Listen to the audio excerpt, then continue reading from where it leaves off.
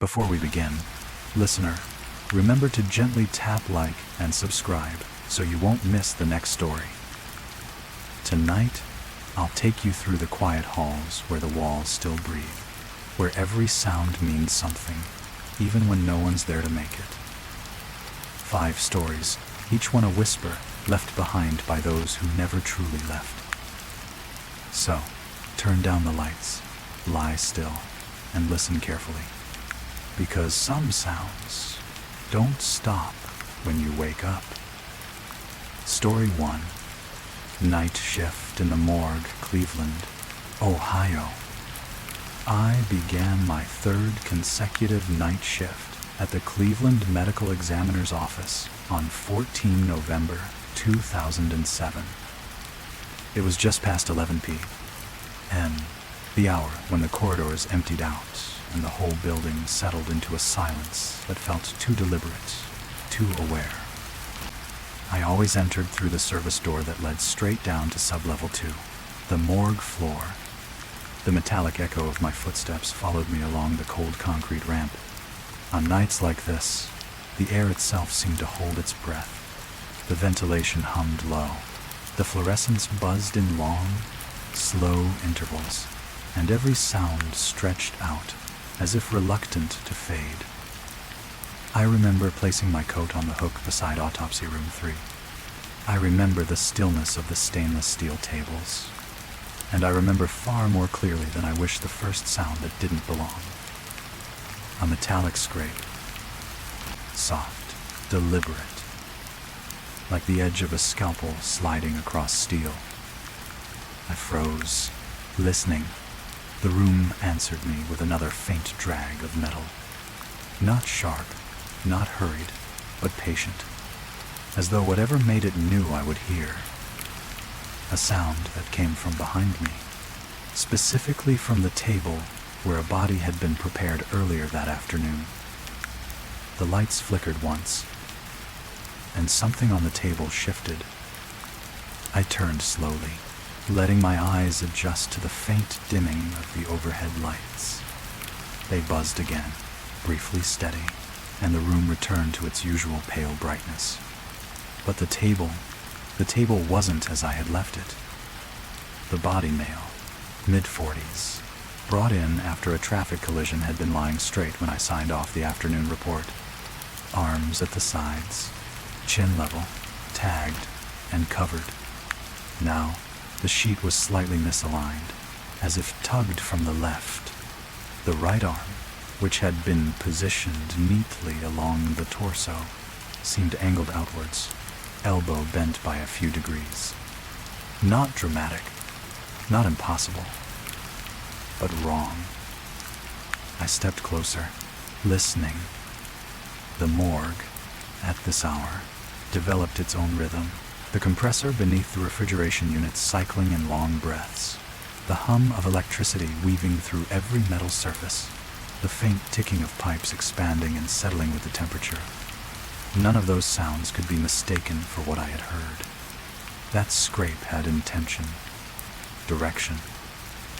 I checked the door behind me, still closed. The air smelled faintly of disinfectant, colder than usual, as though someone had opened one of the storage units and let the chilled air spill out. When I reached the table, I hesitated. I didn't want to lift the sheet. I didn't want to see whether the body had moved further underneath.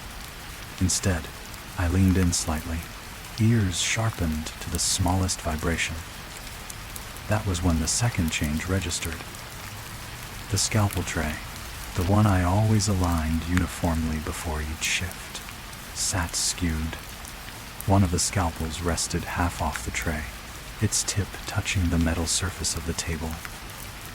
A misplaced scalpel could make a noise like the one I had heard, but scalpels didn't move by themselves. And I never left them in that position. A shiver crept up between my shoulder blades, the kind that felt like a slow finger tracing the length of my spine. My mind tried to create explanations, a tremor in the building, a draft through the vents, perhaps even my own misplacement earlier. Yet none of those theories settled comfortably. They floated, flimsy, insincere. Then the lights flickered again. This time, when the brightness returned, the right arm on the table was no longer slightly bent. It was now fully angled outward, hand hanging over the edge, palm down, fingers loose, as if reaching for something below. I stepped back. My breath turned shallow. And faintly, so faintly I thought, I imagined it came the soft patter of something tapping the underside of the table. Once, twice, 3 times. Measured, steady, as if counting. I didn't want to lift the sheet, but I knew I would have to, because whatever was beneath it was no longer lying still. I forced myself to steady my breathing, though each inhale felt thin, as if the room had grown narrower without physically changing. The tapping beneath the table had stopped, yet the silence that followed was worse, heavy, listening, poised. I reached for the corner of the sheet. Not to lift it, not yet, just to reassure myself that I still could. My fingers brushed the fabric. Cold, much colder than it should have been. At that moment, the overhead lights gave a long, low hum, dimmed, then surged back with a trembling brightness. The shadows on the far wall jittered, stretched, then shrank like something tall had stepped away before the light caught it. I swallowed. The vents above me released a slow breath of air, and in that breath, I heard it. A faint drag. Not from the table. From the row of body lockers behind me. I turned, pulse tightening. The stainless steel drawers reflected the light in dull, imperfect ovals. Most were closed. 2 were sealed with tape pending forensic review. Only drawer 14A had been used earlier today. There was no reason, none, for any sound to come from inside. Refrigerated units kept everything still, silent, motionless. But I heard it again. A soft, rhythmic scraping. Slow, deliberate, as though fingernails were tracing the inside of the metal drawer. I took 1 step backwards. The floor felt harder under my shoes. Each movement amplified in the emptiness of the room. A faint vibration traveled up the soles of my feet, whether from the building or from myself. I couldn't tell. Then, impossibly, the scalpel on the tray shifted. Just slightly. Enough to let out a tiny, unmistakable ting as metal kissed metal. My heart lurched. I stared at the tray, waiting, breath caught halfway in my throat.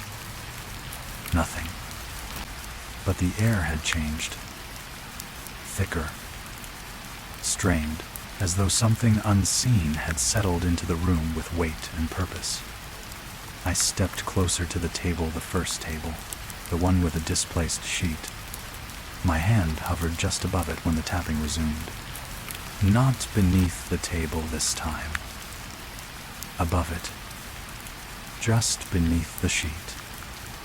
Slow taps, like knuckles brushing metal. Talk, talk, talk, talk. 4 of them. Clear. Even. Counting. My chest tightened. I felt each beat of my heart land against my ribs with more force than the last. I backed away instinctively, palms slightly raised as though keeping something at bay. Then, without warning, the vents cut out. Silence swallowed the room whole. And in that abrupt stillness, everything became audible. A faint exhale.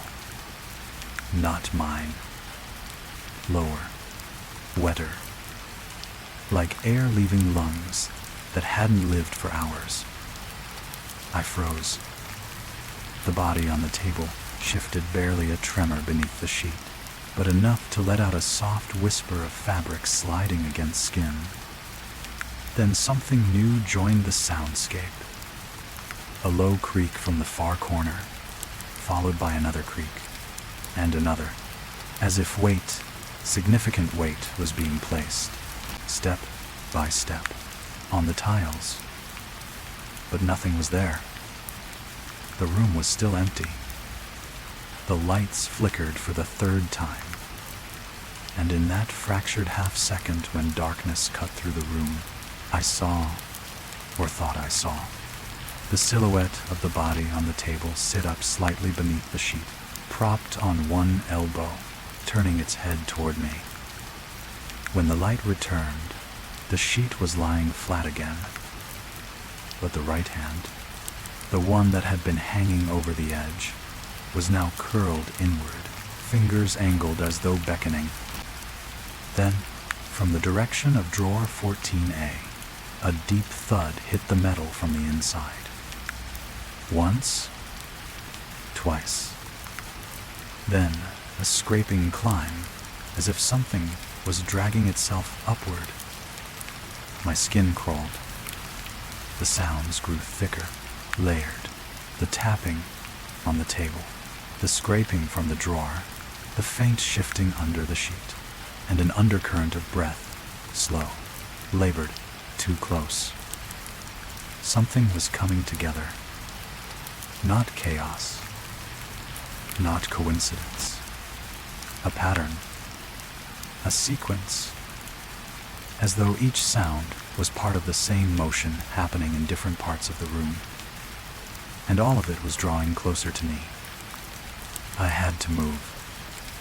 I had to do something other than stand and listen.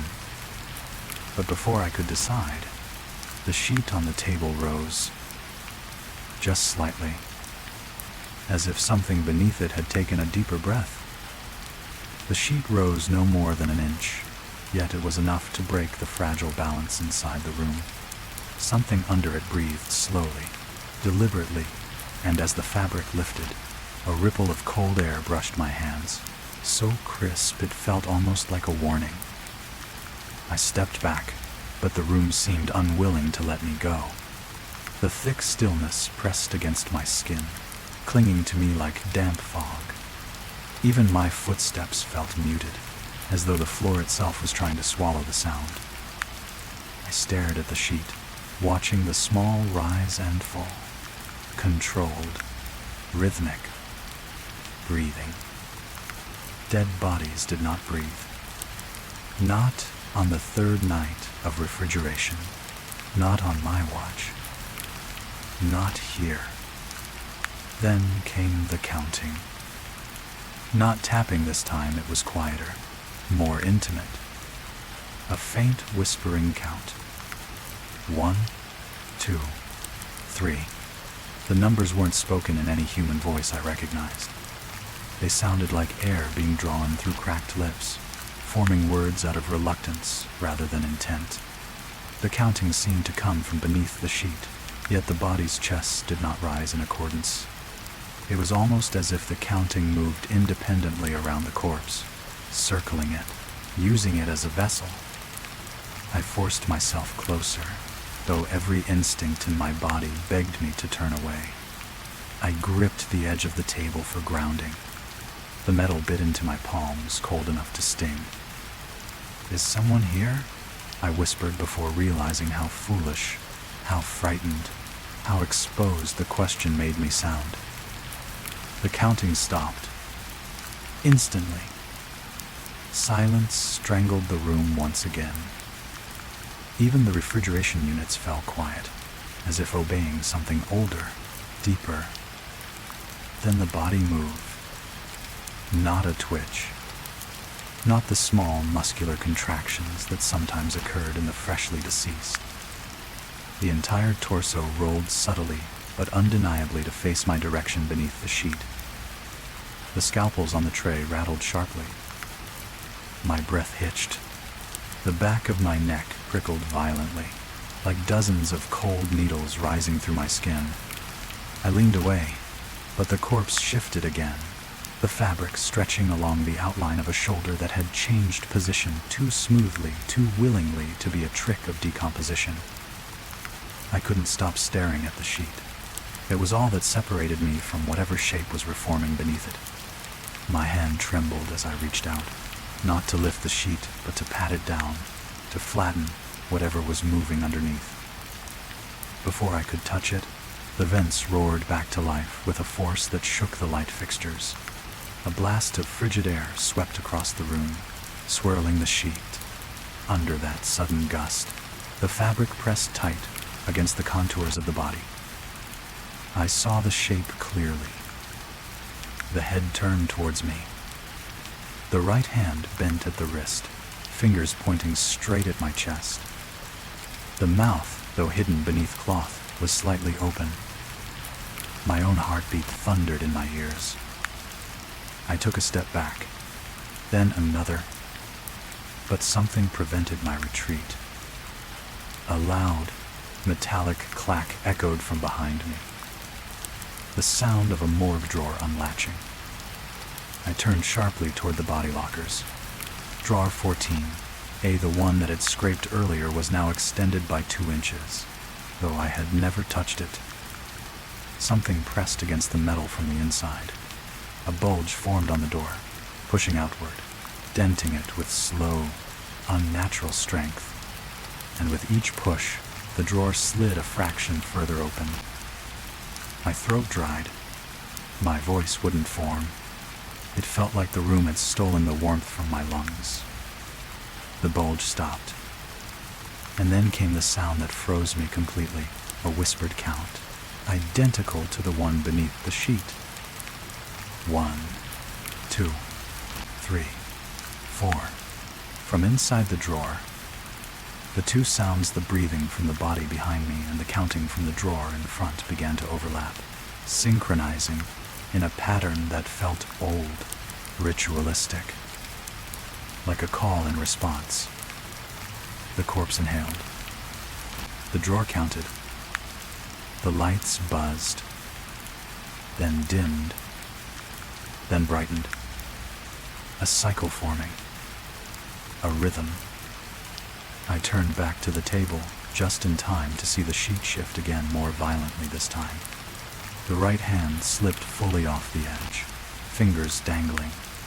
The hand twitched, not once, but twice, as though it were testing its reach. I stumbled backwards and hit the counter behind me, knocking a row of specimen containers to the floor. They shattered with a sharp, disjointed chorus of cracking glass. For a moment, the noise drowned everything else out until the eerie silence returned, heavier than before. Then the corpse sat up beneath the sheet. Not slowly, not with any semblance of gradual motion, but abruptly, like something tugged it upward by invisible strings. The sheet clung to the rising shape. The spine arched unnaturally, and the face beneath the cloth pointed directly toward me. At the same moment, the drawer behind me screeched open further halfway, now revealing nothing but total darkness inside. Yet the counting grew louder, echoing from a depth far deeper than a morgue drawer should contain. I backed into the center of the room, surrounded. The corpse ahead, the drawer behind, the tapping beneath the tiles returning from below my feet. And all 3 sources of sound began to synchronize into a single, unified rhythm, one I felt resonating faintly beneath my ribs, as if something in the morgue was calling for me. For several seconds I couldn't breathe. The corpse remained upright beneath the sheet, motionless now, as if whatever had pulled it upright was waiting, measuring the distance between us. The drawer behind me stopped sliding. The tapping under the tiles ceased. Even the hum of the lights settled into a steady, almost comforting buzz. It was the illusion of calm. A surface stillness stretched tight over a deeper turbulence. Slowly, deliberately, the corpse leaned back again, Not abruptly this time, almost gently until it lay flat once more. The sheet smoothed itself over the form, settling softly as though nothing had happened.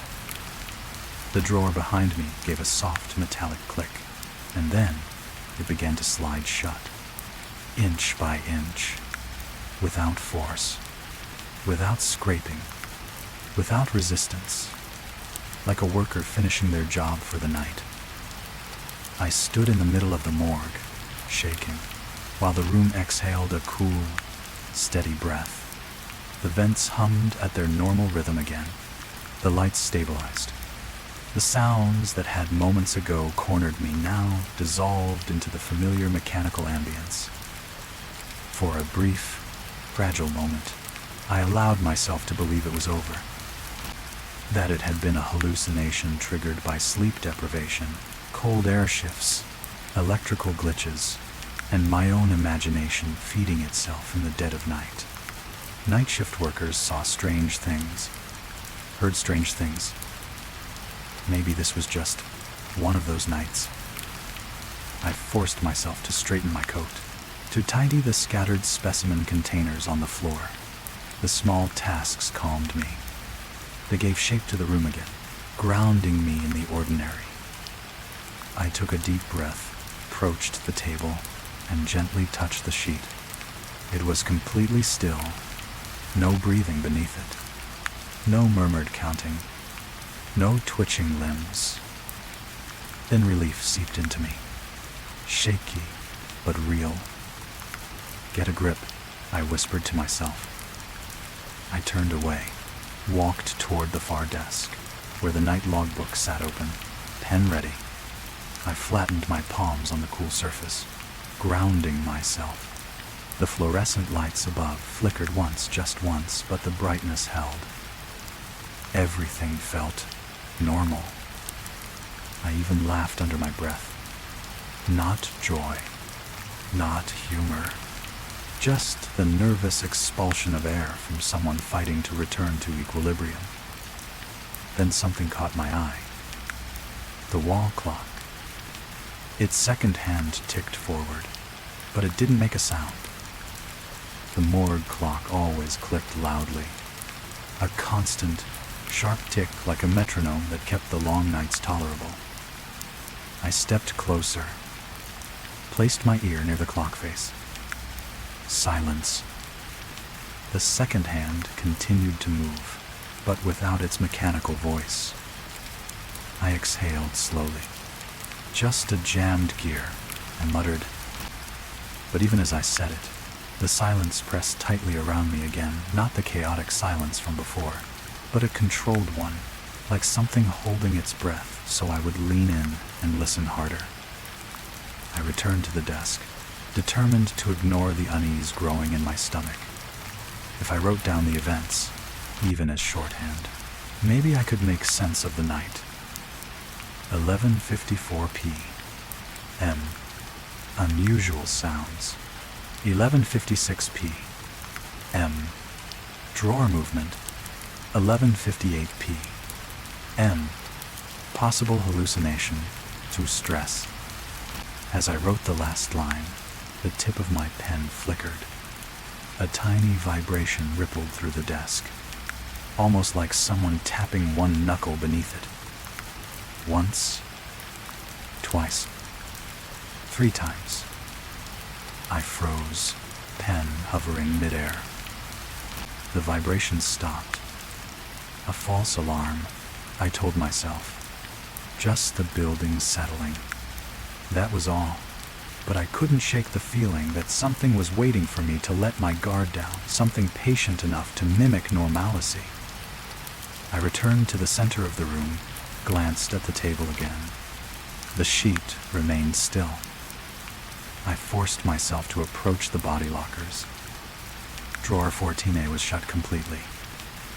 I pressed my palm to the cool metal. Nothing moved. No counting. No scraping. A long breath left me. Relief grew larger and larger until I almost believed in it. I walked back to the far door to check the hallway, just to reassure myself I wasn't trapped with whatever had been stirring in the room. I pressed the door's release bar, and the heavy mechanism opened with a familiar pneumatic hiss. Bright, empty corridor. Clean tiles. The distant hum of an elevator on another floor. Normal. Comforting. I stepped 1 foot into the hallway, and for the first time all night, my heartbeat slowed. I turned back into the morgue. Stillness. Absolute stillness. False relief sat across my shoulders like a warm blanket, making me believe dangerously that I'd misinterpreted everything. Then I saw something on the floor near the table. Something small. Something almost insignificant. A single scalpel, resting perfectly parallel to the table's edge. Blade pointing toward the door I'd just opened. I hadn't placed it there. I knew I hadn't. And a moment ago, the tray had been full. My relief-cracked hairline, then deeper. Before fear could flood back, a soft breath drifted across the room. Not from the table. Not from the drawers. From the tiles directly beneath my feet. A whisper rising between the cracks. Counting. Slow. Measured. Drawn out. 1, 2, 3. And then, faintly, 4. The tiles below me shivered. The tiles beneath my shoes trembled as if something were testing the strength of the floor from below. A subtle vibration at first, like the faint quiver left behind after a distant explosion. But then, it grew.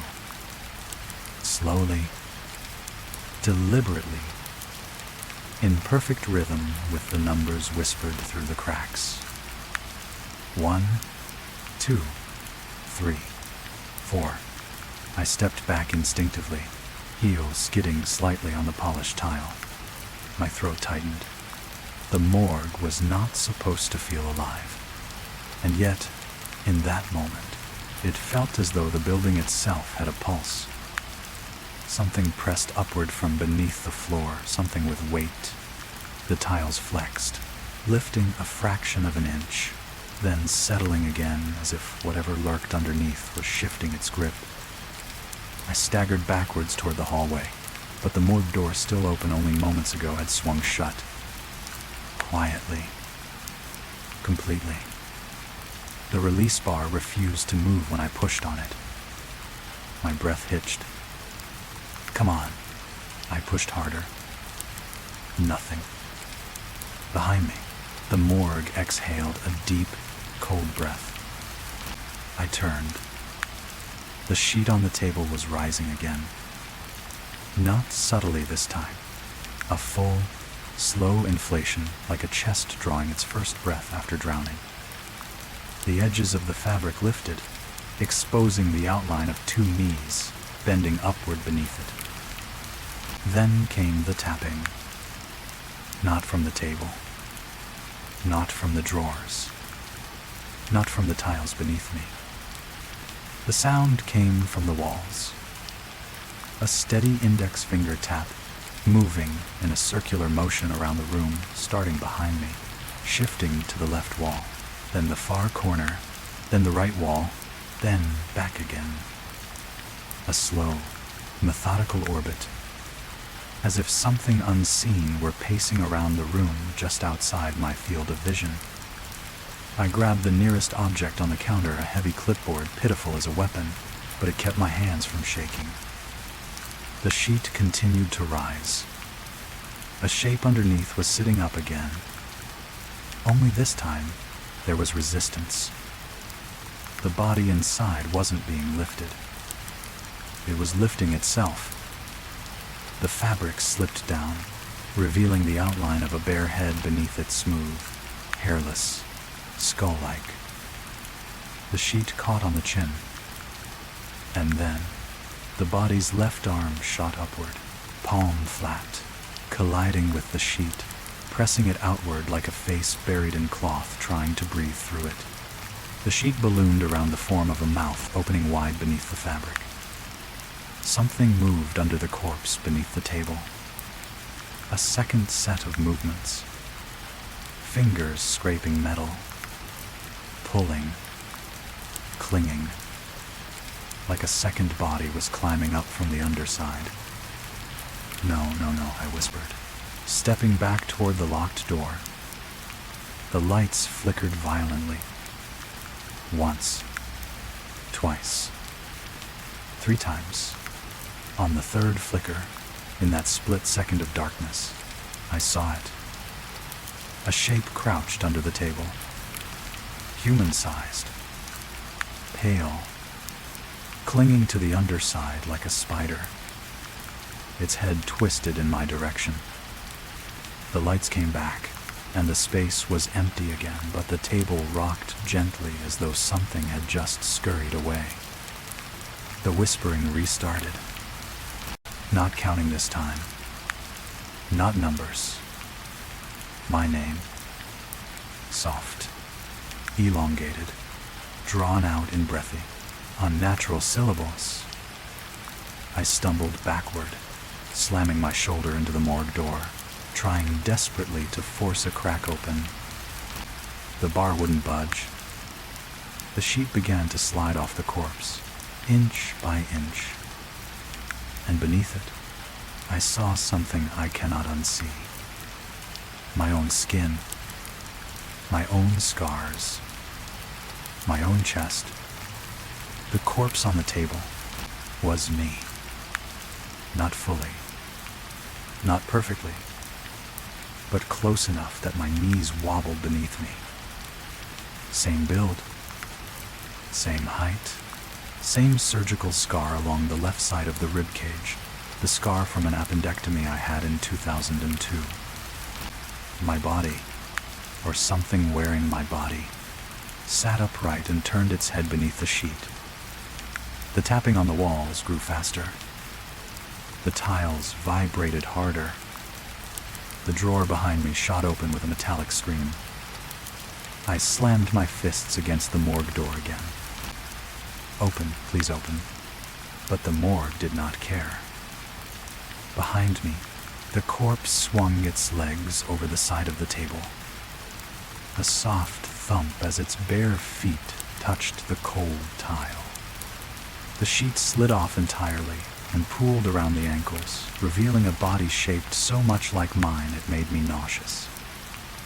Then it stood, perfectly upright, head tilted too far to the left, as though testing the angle of a neck not used in years. The thing beneath the floor hammered upward. Once, twice, 3 times, and tiles cracked beneath the corpse's feet. My reflection, my double, took a step toward me. I ran. Not toward the locked door, but toward the back of the morgue where the emergency supply cabinet sat. Behind it was a secondary exit, rarely used, leading to the adjacent autopsy prep lab. I shoved the cabinet aside. Metal screeched. A gap opened. I slipped through it and slammed into the emergency door. Locked. Of course. Behind me, the tapping returned, but this time, it wasn't tapping. It was running. Footsteps sprinting across tile. Fast. Inhumanly fast. I spun, grabbed the emergency extinguisher, and swung it with both arms. The metal smashed into the small glass panel on the door. The alarm shrieked. The lock disengaged.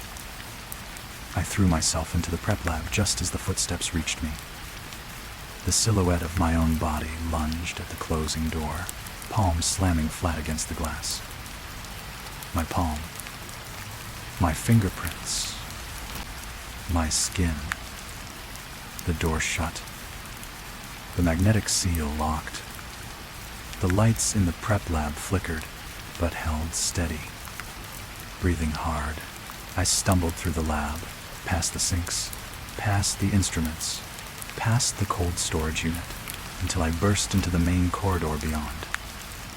Normal lighting, normal hum of late-night machinery. No whispers, no tapping, no footsteps. Just the hallway. Just safety. Just escape. For the first time in almost an hour, I allowed myself to breathe. But as I backed away from the morgue doors, my trembling slowed long enough for me to notice something on the sleeve of my lab coat. A mark. A long, clean, fresh scalpel cut. Perfectly placed. Exactly where the corpse's matching scar on the table had been. But I had never been cut tonight. Not until I touched the table. Not until the sheet moved. Not until the counting began. The realization hit me with a cold, electric snap. Whatever stood up from that table, whatever crawled from beneath it, whatever wore my body, had touched me. And something in the morgue now knew my shape. I staggered down the corridor, one hand pressed to the fresh cut on my sleeve, the other gripping the wall rail for balance.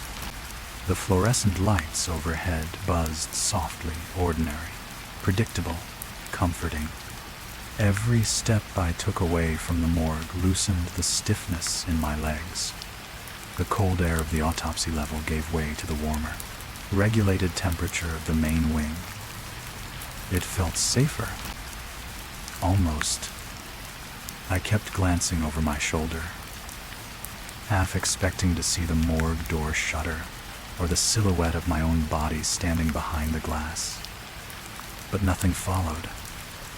When I reached the lift lobby, I pressed the button for the ground floor. My fingers trembled so badly I nearly missed it. The elevator doors opened with a slow metallic sigh.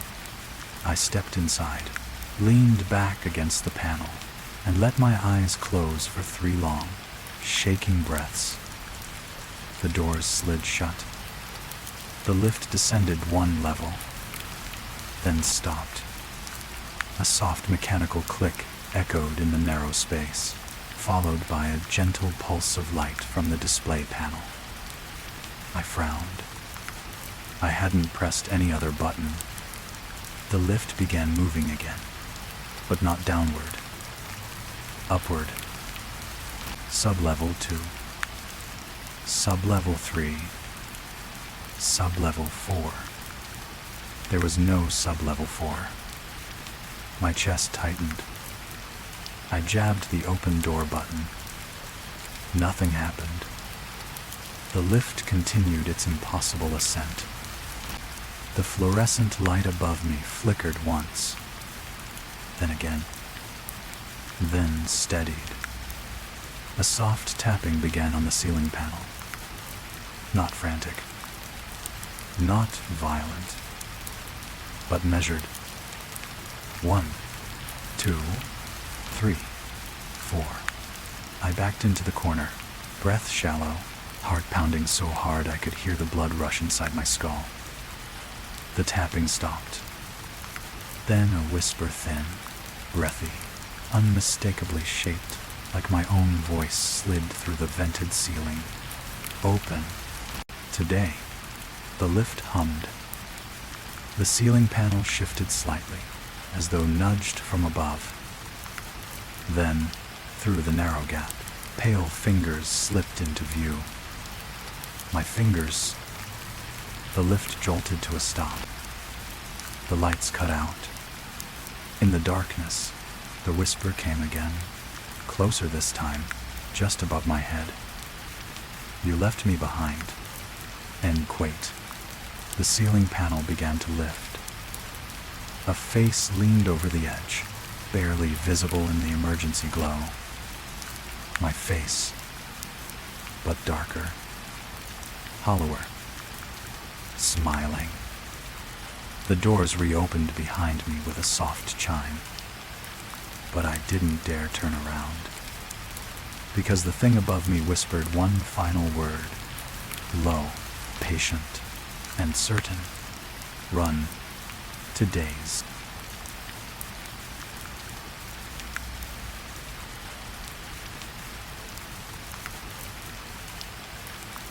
Story 2.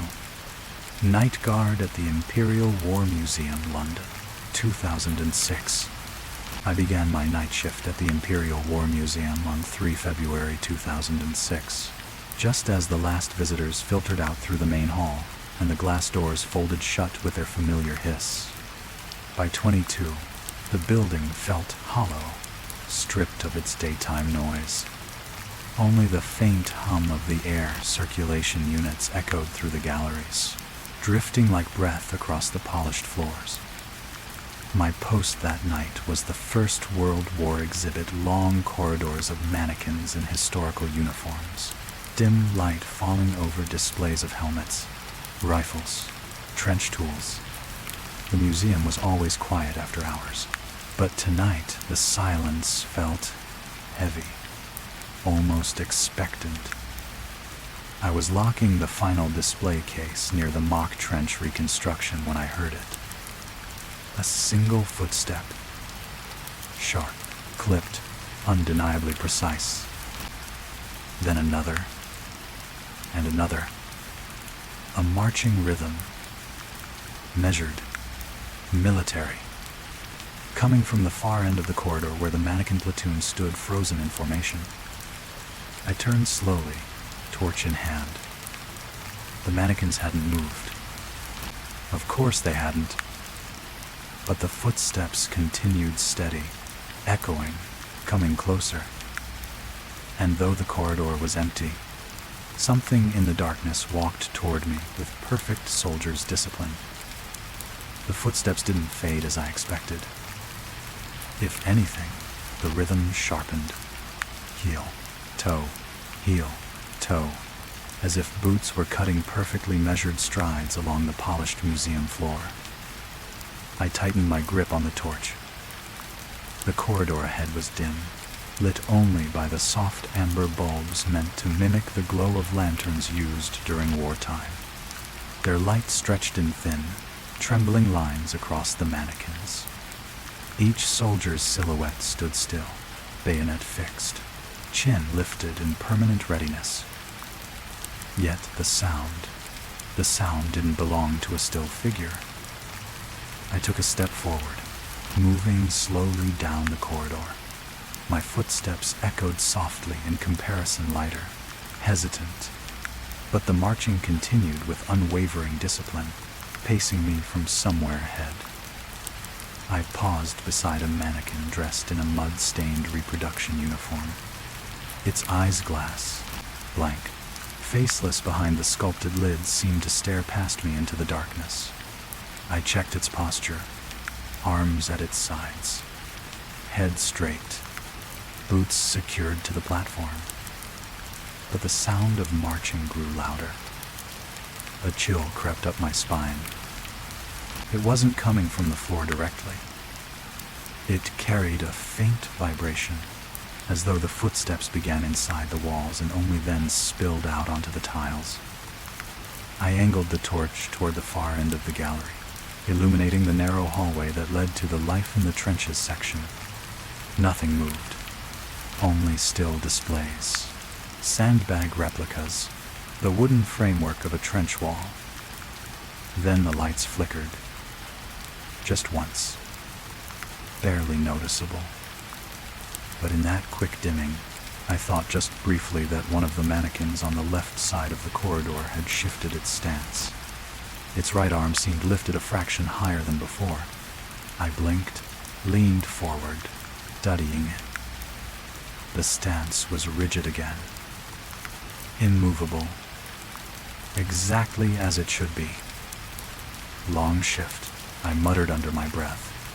You're hearing things, I think, but I didn't believe myself. I moved further down the gallery, and the marching sound changed.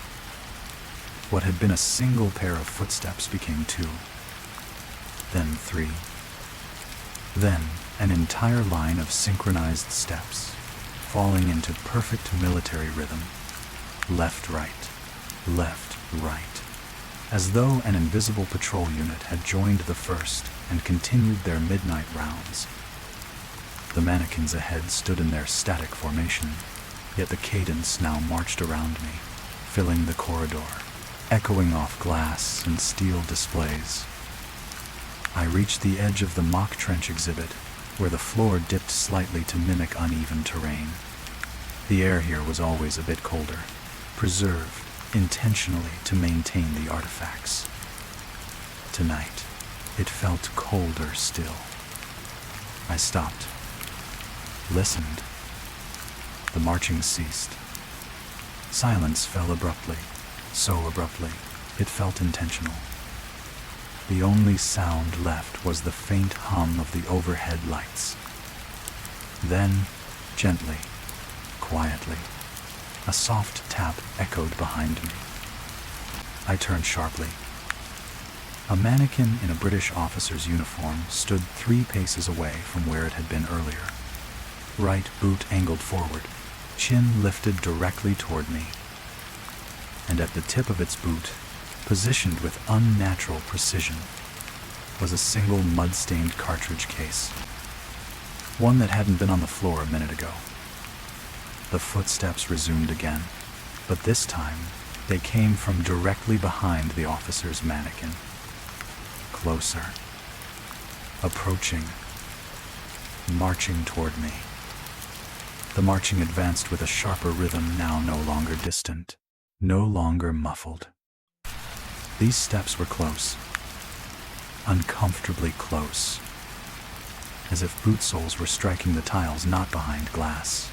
Not from the walls, but directly on the open floor between the exhibits. I tightened my grip on the torch until my knuckles hurt. The officer mannequin remained frozen in its slightly altered pose, one boot forward, chin lifted toward me, but the presence behind it thickened the air like static before a storm. The footsteps reached the mannequin, stopped, then shifted left, pacing across the corridor as though circling it. My breath caught. Mannequins didn't have shadows that moved independently. But as the sound walked behind the officer figure, I saw the faintest flicker at its feet, a long, thin distortion on the tile spreading in the opposite direction of my torch beam. Something unseen was breaking the light. I stepped backward. The cartridge case on the floor made the slightest rattling sound as my boot touched the tile near it, like a thin vibration pulsing through the metal shell, as if responding. Then the lights flickered again. Not a soft blink this time, but a long, trembling dim that coated the entire gallery in a brown, sepia glow, the color of old photographs. In that muted dimness, the mannequins looked disturbingly alive. Their uniforms hung heavier. Their boots cast longer shadows, and several appeared closer. I aimed the torch directly at the officer mannequin. Its chin was angled even higher now, watching me with a posture far too intent for molded plastic. A soft scrape echoed behind me. I spun around. A mannequin that had been positioned inside the trench reconstruction, a soldier meant to lean against a wooden post, now stood on the edge of the walkway, one hand lifted, as though steadying itself. The trench platform was empty. The soldier had moved. My heart thudded painfully. The marching resumed, this time surrounding me in a slow, deliberate circle. Left, right. Left, right. Boots on tile. Boots on wood. Boots on glass. The sound traveled across impossible surfaces with the same measured cadence. I backed up until I felt the cold glass of a display cabinet behind my shoulders. The cabinet vibrated faintly with each phantom step, subtle tremors like something brushing the exterior. I swept the torch in a wide arc. The mannequins reflected the beam one by one, their blank faces staring straight ahead, yet their bodies seemed caught mid-movement, as if each had inched forward while my eyes were elsewhere. "Stop," I whispered, unsure whether I meant it for myself or the thing pacing the room. The footsteps obeyed. Silence dropped like a heavy curtain. For a moment, the museum became still again. So still I thought I could almost convince myself I imagined the entire march. Then, ding. A small metallic sound chimed at my feet. Another cartridge case had rolled to me. Not dropped. Not fallen. Rolled. I crouched slowly, the torch shaking as I lowered it. The two spent cartridges lay side by side now, perfectly aligned, as though placed intentionally. A rhythm. A message. When I touched the second casing, the floor clicked beneath me, like a boot heel striking tile, directly behind my crouched form. I didn't stand. Couldn't. My pulse hammered so loudly it felt like a drum inside my ears. The air behind me cooled sharply, as if someone tall had stepped into my personal space, casting a shadow that annoyed the surrounding air. I rose slowly, forcing myself not to turn too fast.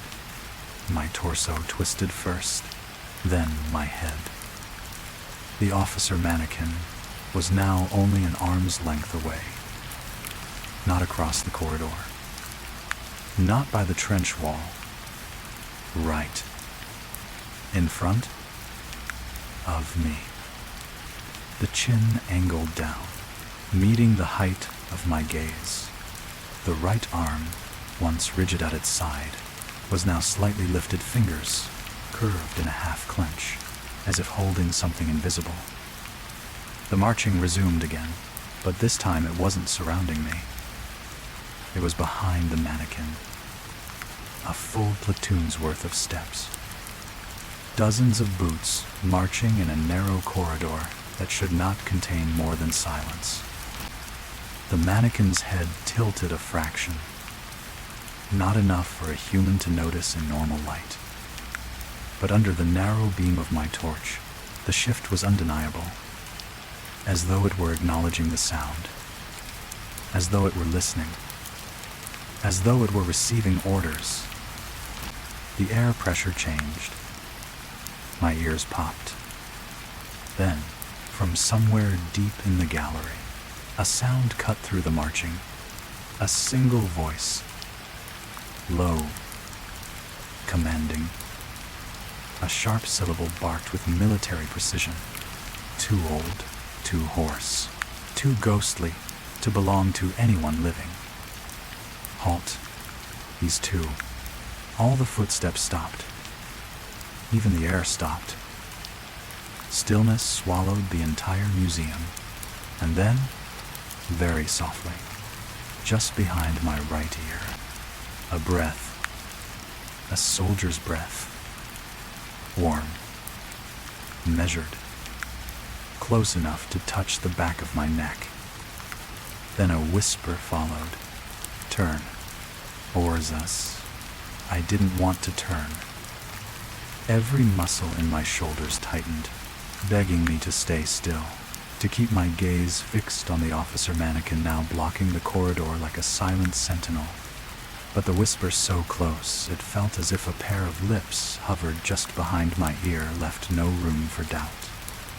Someone, or something, stood immediately behind me. I drew a shaky breath and turned my head first, inch by inch, the beam of my torch following reluctantly. I expected to see another mannequin, or a costumed reenactor who had somehow slipped in, or even a trespasser. But there was nothing. Only empty corridor. Only polished floor. Only the quiet tremble of the overhead lights. Yet the warmth of that breath lingered, as though the source had simply stepped sideways and vanished. My skin prickled. The officer mannequin remained in front of me. Its raised arm, once subtle, had lifted just a little more, crooked at the elbow like a soldier preparing to point or salute. The fingers were curled with uncanny precision, every joint sculpted into a pose that suggested intention. The museum was designed to feel immersive, but this went far beyond craftsmanship. I took a step back slowly, carefully. The mannequin stepped forward, not with dramatic movement, not with any motion I could see. It simply existed one pace closer, like a film jump-cutting a frame that hadn't been recorded. My breath caught. I raised the torch higher. Its uniform replica wool, faded khaki, shivered slightly, as though brushed by a breeze. But there was no breeze here. Not underground. Not in a sealed, climate-controlled gallery. Somewhere behind me, the marching started again. This time, softer. Slower. A procession rather than a patrol. Boots landing with the solemn rhythm of soldiers approaching a graveside. I turned, sweeping the torch behind me. Shadowed corridor. Still displays. No figures. But the marching continued anyway. The mannequins on either side of the trench simulation seemed to lean differently now, their postures angled not toward their displays, but toward the corridor where I stood, as if they were shifting subtly to face me. A low metallic sound echoed from the far corner. Clink, like the click of a rifle strap against brass. My pulse thundered. "I'm not here to disturb anything," I whispered to the empty air, my voice trembling against the silence. "I'm just doing my rounds." Talzer. The officer mannequin's head tilted by a margin too small to be dramatic, just a few millimeters. But it was enough. Enough to make it clear it was responding. Then I heard it. A command. Soft. Distant. Carried on a breath of cold air. Forward. Days act. The marching grew louder. Closer. Heavier. A platoon advancing. The officer mannequin lifted its arm further, now unmistakably raising it in a gesture of direction, signaling toward me. The shadow behind its boots lengthened unnaturally, stretching toward my feet like a long, dark hand. I took a step back. The mannequin took another forward. And this time, I heard it. A gentle shift of weight. The faint crunch of leather under pressure. The soft scrape of a sole pivoting slightly. It had moved. "Oh, God," I breathed. The lights flickered again, and in that half-second of dark, the entire formation of mannequins along the corridor had changed. A row of them now faced directly into the walkway. Their boots angled outward like soldiers preparing to advance. Their heads, once neutral, tilted uniformly toward me. The torch trembled in my hand. The marching reached the end of the corridor. Stopped. Held its breath. Then, step. A single bootfall landed in the trench behind me. Heavy. Real. I swung the torch wildly. The trench figure that had moved earlier was no longer where it had been. It now stood at the edge of the platform, half in shadow, half in the trembling glow of the amber lights. Its arm, once restfully posed, now hung forward, fingers extended toward the walkway. Another bootstep. Closer. Accompanied by a low, breathy exhale like someone in full uniform struggling under the weight of gear. I backed away until my spine pressed against a display case containing wartime letters and rusted dog tags. The glass quivered with each phantom step. The officer mannequin lowered its arms slowly, a controlled descent, like a commander signaling for silence. Then it raised its hand again, higher, stiffer, a full command gesture, as though giving orders to the unseen soldiers surrounding me. A wave of cold air swept through the gallery, carrying the faint scent of damp earth and burnt cordite impossible in a sealed museum. The unseen soldiers responded. Dozens of synchronized footsteps shook the ground. Slow, measured, approaching from every direction. I tried to speak, but the words died in my throat.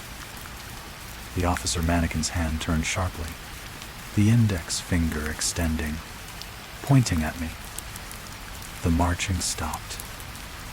Then a voice, raspy and crackling like an old field recording, slipped through the darkness. Take him. He was Grace. The mannequins didn't move, but the floor vibrated as something unseen surged forward. The unseen charge never reached me. Just as the vibration intensified, just as the air thickened with the weight of invisible bodies surging forward, the lights blazed to full brightness.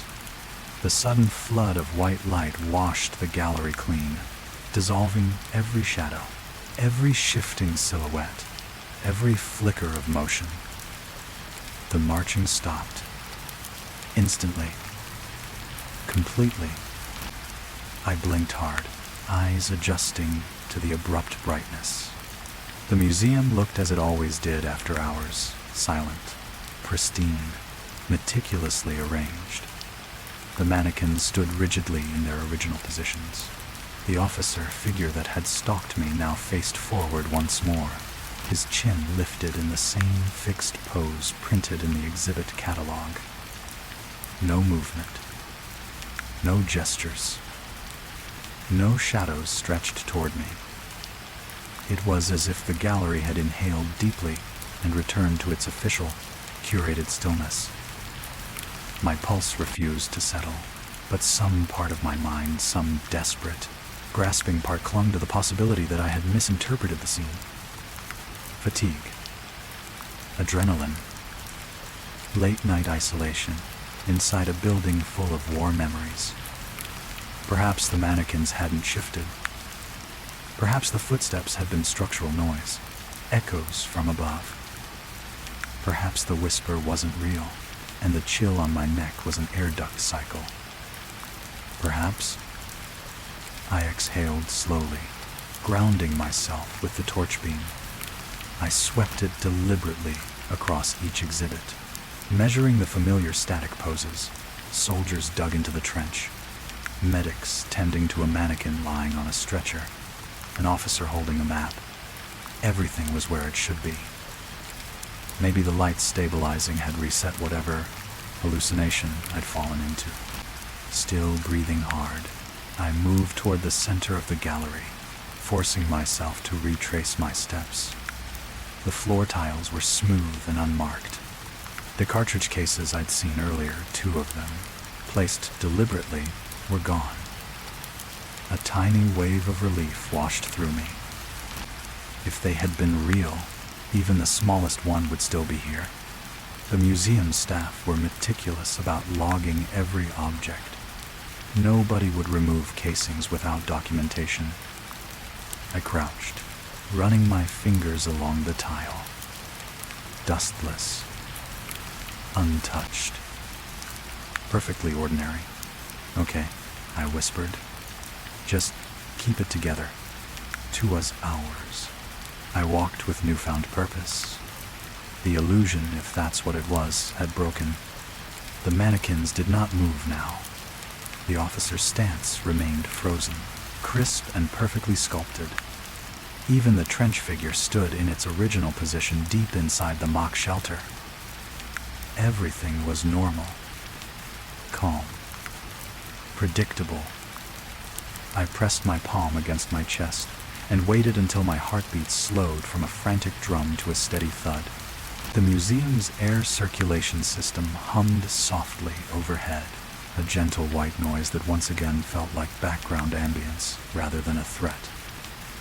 I even managed a small, shaky laugh, the kind you release only after realizing you've survived your own imagination. I began walking back toward the main corridor to resume my patrol. The quiet felt almost comforting now, the stillness a balm to the frayed edges of my nerves. Halfway down the walkway, my radio crackled. A soft, static pop. Then silence. "Control," I said, lifting it to my mouth. "You there. Ezer." More static. A faint hiss. Then nothing. Faulty signal. It happened often in the older wings. I clipped the radio back to my belt and continued walking.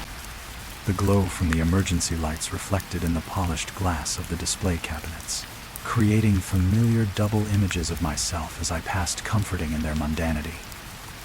But something caught my eye. My reflection in the glass of the officer mannequin's case didn't move at the same time as I did. I froze. For half a second, the reflection lagged behind my motion, turning its head a moment too late, lifting the torch a centimeter too slow. Only a sliver of delay, but enough for my stomach to lurch. Then it synchronized again. I rubbed my eyes, heart hammering once more. "Stress," I whispered. "Just stress. You're imagining things." 4. I forced myself to step closer to the glass, squinting at the reflection. It copied me perfectly now. When I lifted my torch, it lifted the torch. When I tilted my head, it tilted its head. Normal. Normal. Normal. I almost believed it until I noticed something else. The reflection behind me had changed.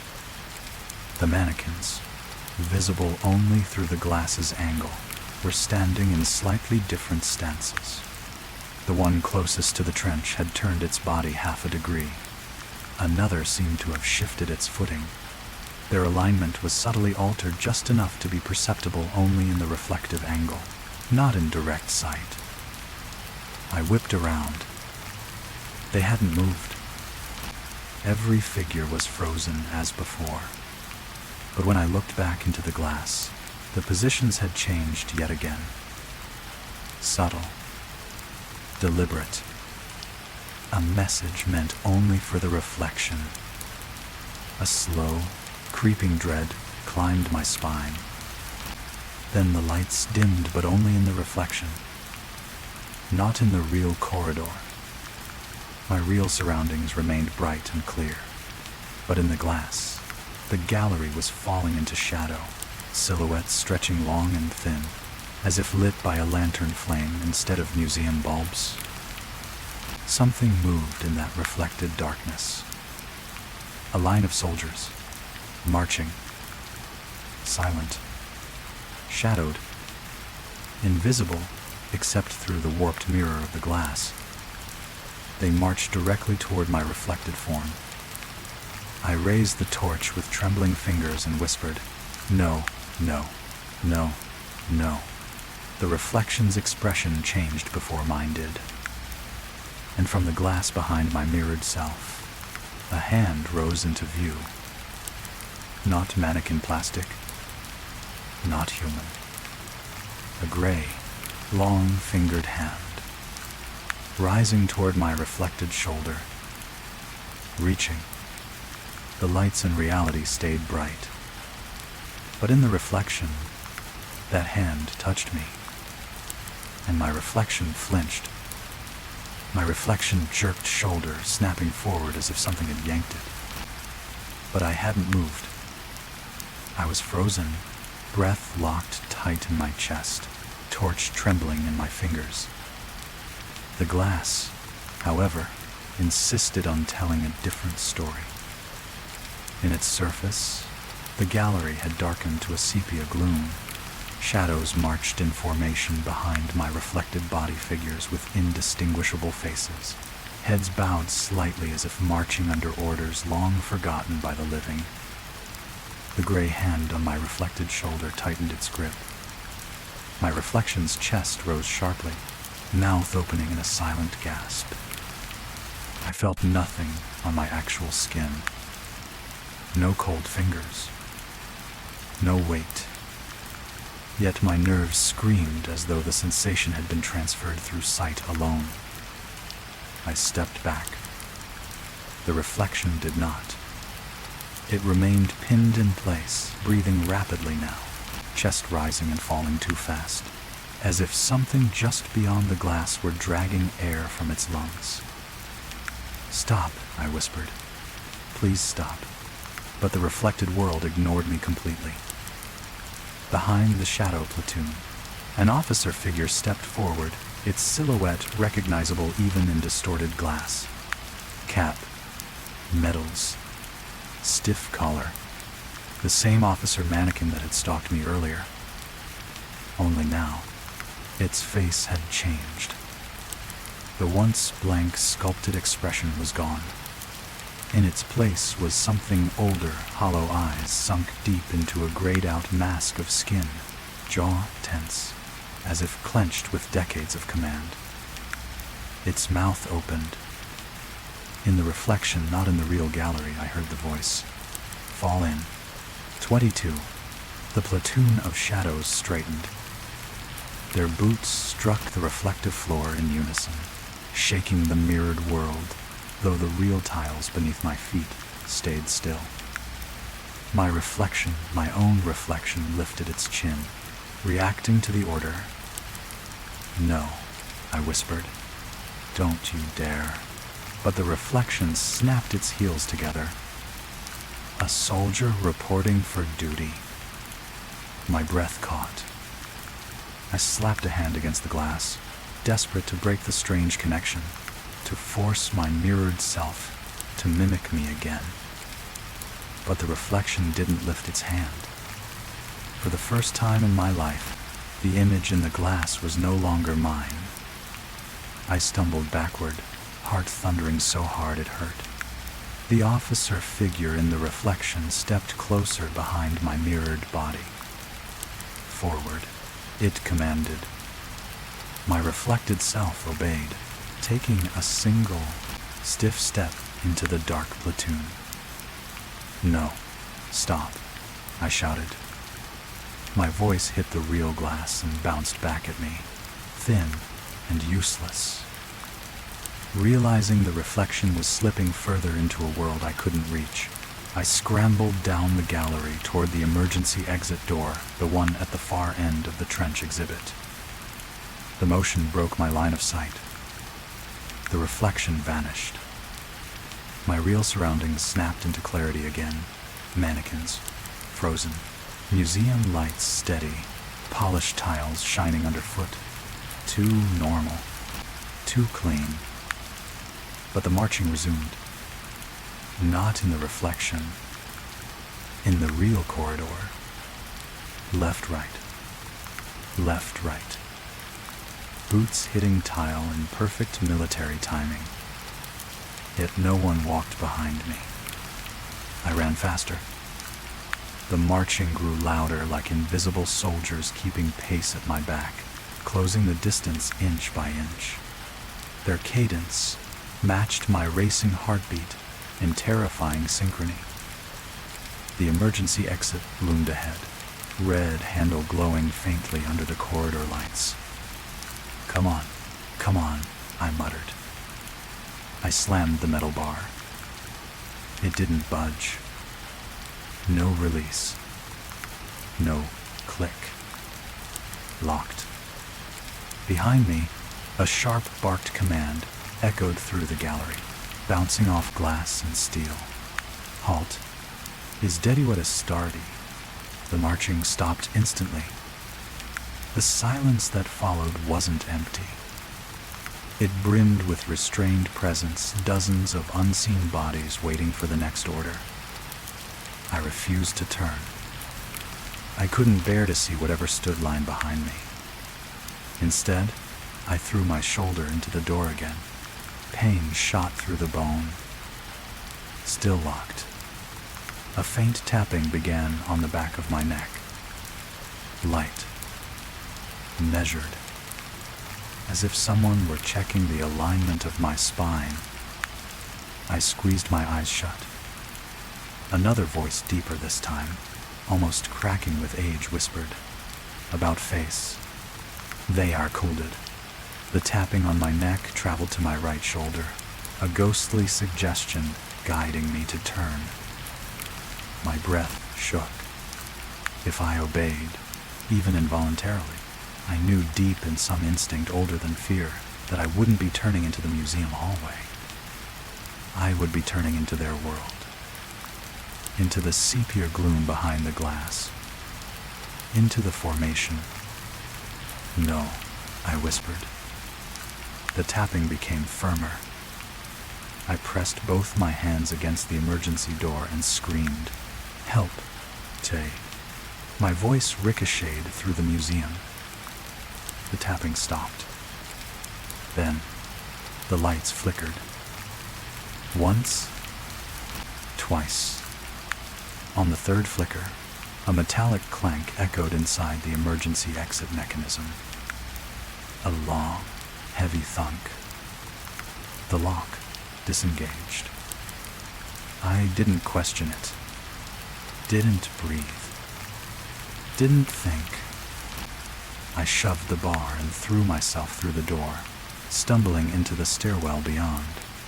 The cold, dry air of the utility space wrapped around me like salvation. Behind me, from inside the gallery, a single bootstep landed. Slow, deliberate, precise. I yanked the door shut. It slammed with a metallic scream. The moment it closed, something struck the other side of it. Flat palm, heavy impact, enough to rattle the door in its frame. Then another blow. Then another. I backed down the stairs until my legs buckled under me, chest heaving. The pounding stopped. Silence flooded the stairwell. I waited seconds, stretching into a minute, then longer. No more footsteps. No whispers. No orders. No tapping. When I finally dared to lift my head, something caught my eye. On the floor beside me, resting against the stairwell wall, a single brass cartridge case. Fresh, warm, and stamped on its base, barely visible in the dim light. I've live, the 2nd of March, 1906. Imperial War Museum. Date of death. Exactly 1 century before my shift tonight. I reached for it. But before my fingers touched the metal, a soft voice from the stairwell above whispered, "Fall in." It sighed.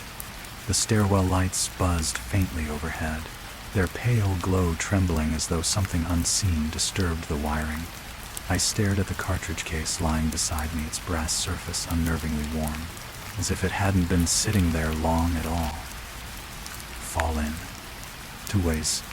The whisper floated down the stairwell from above, calm, disciplined, without breath or body. My pulse slammed hard against my ribs. I pressed myself against the cold steel banister, straining to hear footsteps, breathing, anything. But the stairwell remained still. Silent. Listening. My fingers brushed the floor, curling unwillingly toward the cartridge. I didn't want to touch it, yet the warmth radiating from it seemed to tug at my hand, urging me closer. I picked it up. For a moment, the metal felt almost alive, pulsing faintly like a slow heartbeat. I nearly dropped it, but then my thumb grazed something etched into the rim, a second line I hadn't noticed before. Under the date, the 2nd of March, 1906, was a name. My surname, spelled perfectly, stamped deep. A chill sliced through my bones. "No, that's not possible," I whispered. My family hadn't moved to the UK until the 1972nd. There was no record, no story of any ancestor who served in the British Army, let alone died in 1906. Yet the casing insisted. The stairwell lights flickered. Once, twice, and then the shadows above me shifted.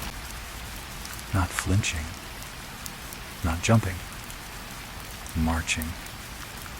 A formation of silhouettes descended the stairs, dim, blurred figures moving in perfect synchrony, boots silent on the concrete steps. Their shapes wavered like smoke, uniforms half-formed, faces lost in the tremor of failing lights. The whisper came again. Closer now. Forward. His side. My legs refused to move. Breath stuck in my throat. The nearest shadow, little more than a man-shaped distortion, paused on the next landing, head tilting slightly as though studying me.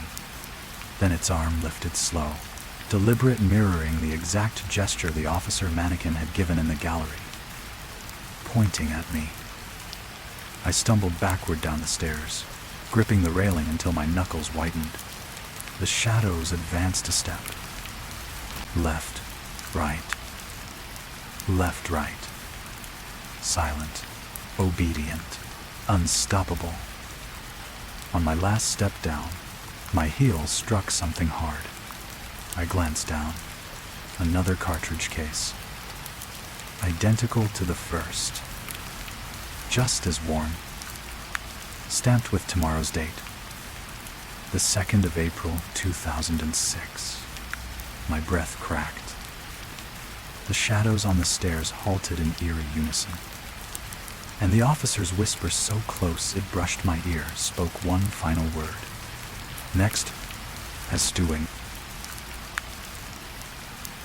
Story 3. The Field Hospital Under Stay.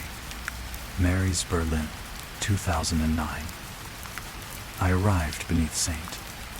Mary's Church on the evening of 17 September 2009, carrying nothing more than a torch, a clipboard, and the uneasy knowledge that no one had stepped inside this sealed wartime infirmary for more than 60 years.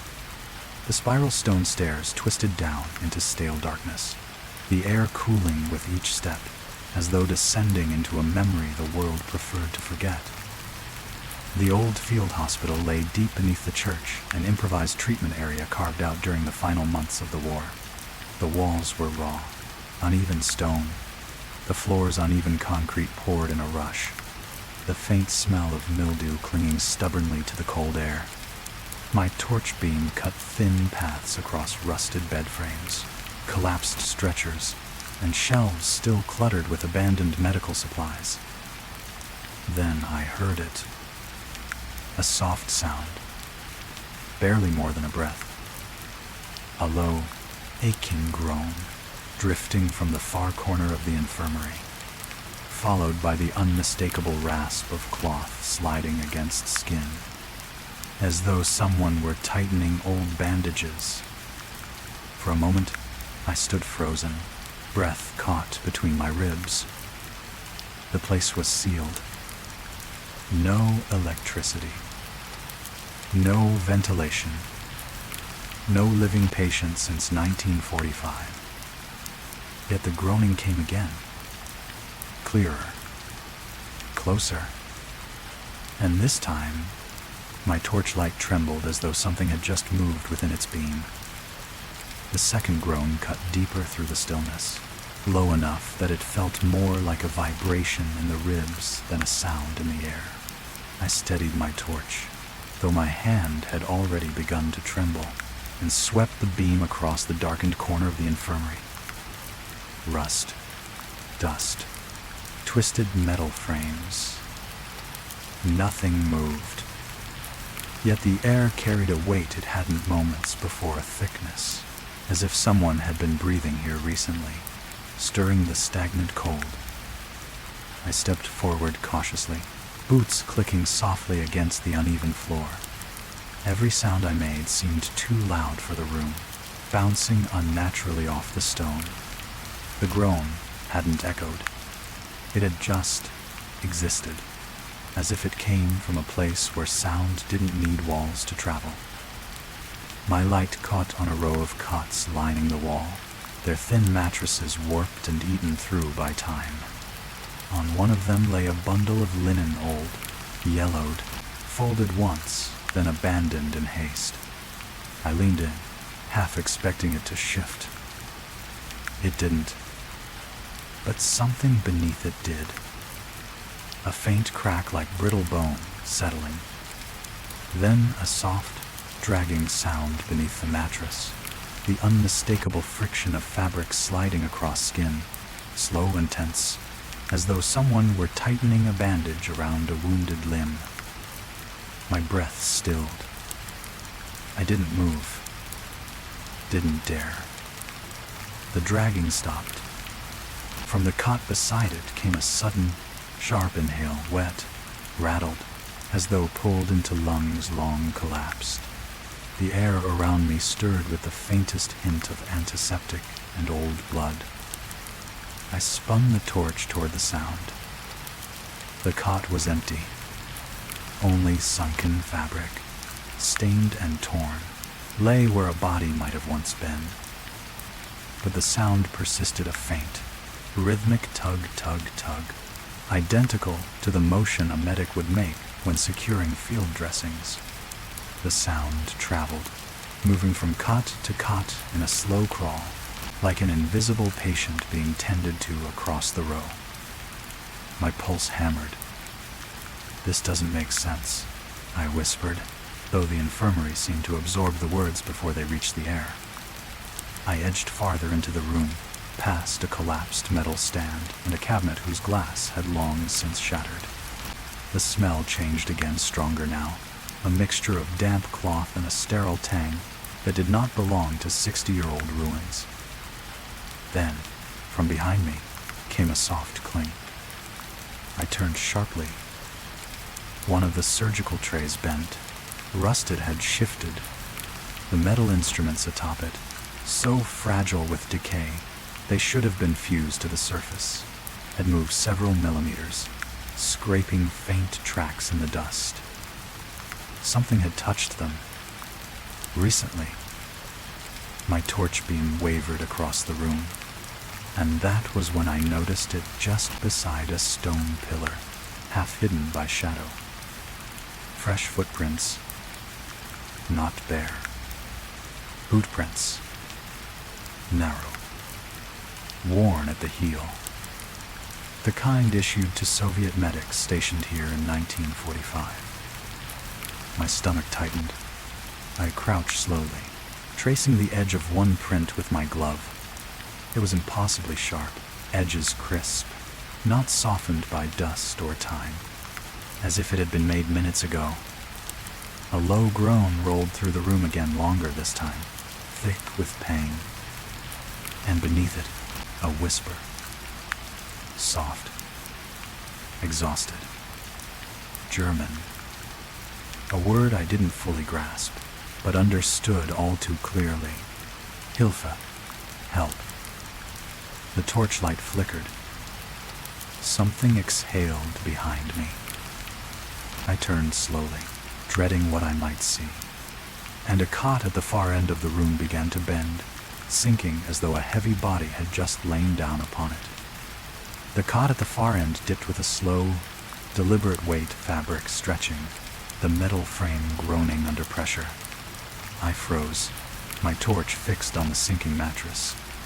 Dust rose from its surface, drifting lazily into the stale air, as if disturbed by the movement of an invisible patient settling into place. Then the groaning shifted. No longer a single sound, but two, layered. One deep and ragged, the other thin, shaky like overlapping voices breathing in different rhythms, yet sharing the same lungs. My eyes drifted to the dusty floor beneath the cot. Something was dragging beneath it. Soft, subtle, but unmistakable, the muted scrape of cloth brushing against stone, like someone shifting their weight under a blanket, or repositioning bandages around a wound that refused to heal. I stepped backward, pulse thundering. Each retreating footfall felt heavier than the last, echoing too loudly in the confined stone chamber. Behind me, the row of cots shuddered, one after another, metal creaking, fabric tightening, as though something were moving down the line, from patient to patient, bed to bed. I forced myself to breathe, each inhale shallow, my torch beam jittered across the infirmary, illuminating splintered wooden crates, rusted hooks, brittle gauze that dissolved at the slightest touch of light. The groaning continued, but now it wasn't alone. A new sound emerged from the darkness. A thin, steady rip of fabric. The unmistakable glide of aged bandage rolling free from its spool. I turned toward the sound.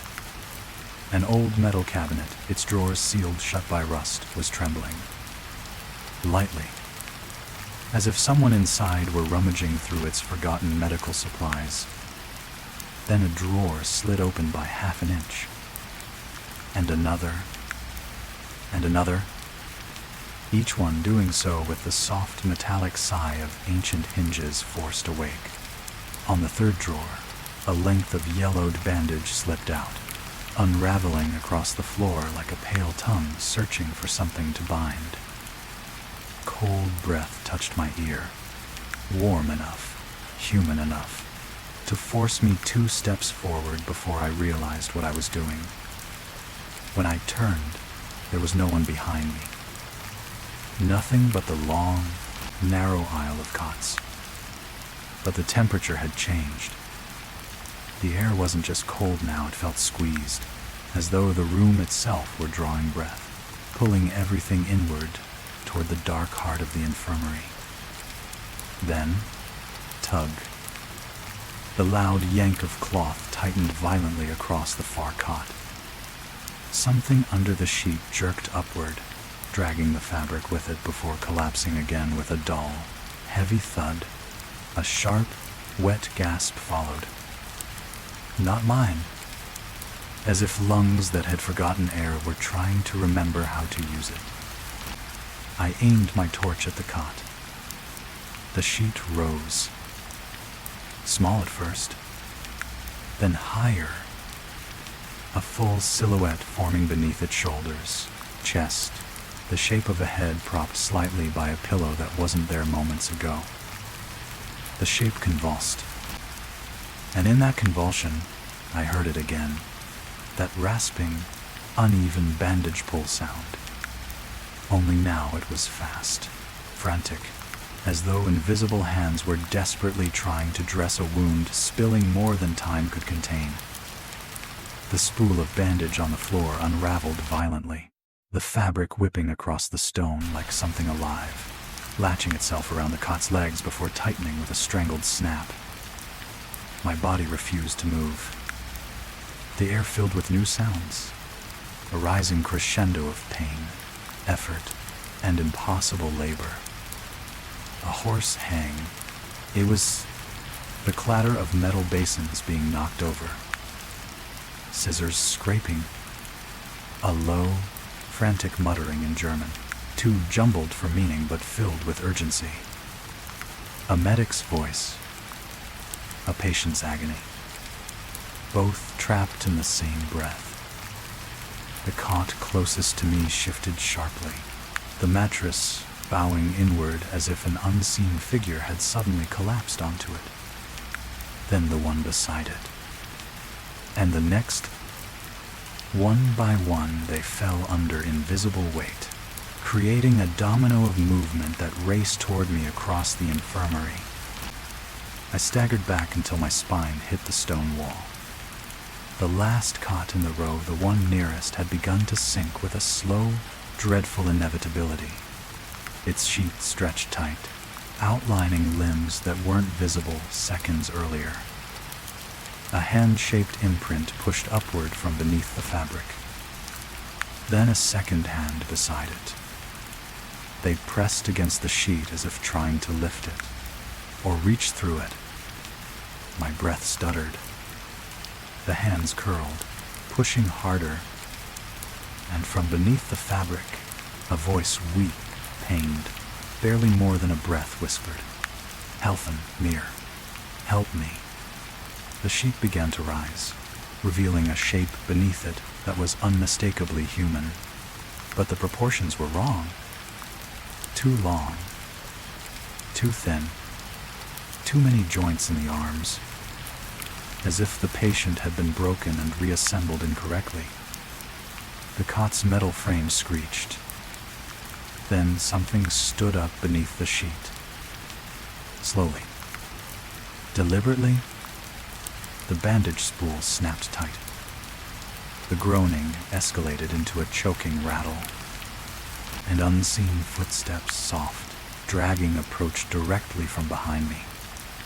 The dragging footsteps behind me drew closer, slow, uneven, as though whoever approached carried injuries far older than I could comprehend. I pressed myself tighter against the stone wall, the cold seeping through my clothes and into my bones. The cot before me continued to rise, the sheet stretching like skin pulled taut over an unfolding body. The silhouette beneath it straightened, vertebra by vertebra, until it reached a sitting position. The sheet draped over the figure's head, concealing its face, but I could see the outline of its jaw jutting at an odd angle. A broken angle. The dragging steps stopped just behind my left shoulder. I didn't turn. Couldn't. The air at my back thickened, as if someone stood so close that their breath should have brushed my skin. But no warmth followed, only a deeper cold, as though the presence behind me carried winter inside its lungs. The sheeted figure on the cot tilted its head, slowly, too slowly.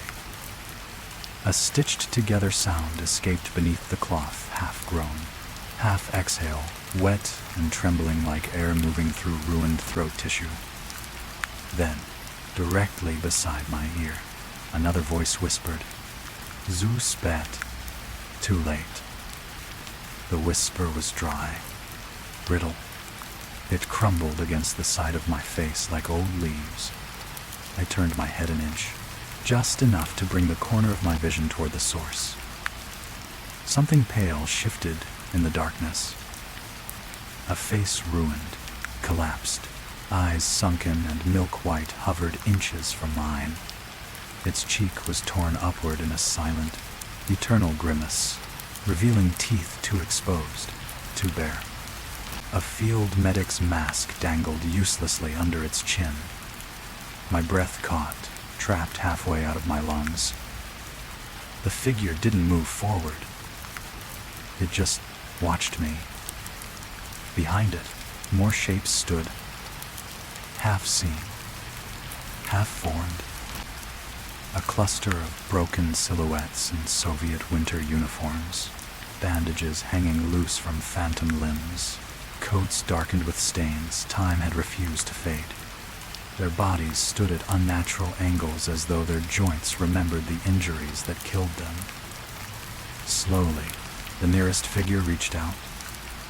Not to grab me, to gesture. It extended a trembling finger toward the rising figure beneath the sheet. I forced myself to look back. The patient, if it could be called that, had lifted its arms, bones clicking softly beneath the cloth. The sheet slid down its torso, revealing ribs pressing sharply through wasted skin. Bandages encircled its chest, pulled too tight, digging deep into the flesh as if some unseen medic were still wrapping them even now. The figure's head lifted higher. Under the fabric, something shifted, a long, misshapen movement like fractured bones grinding as they realigned in the dark.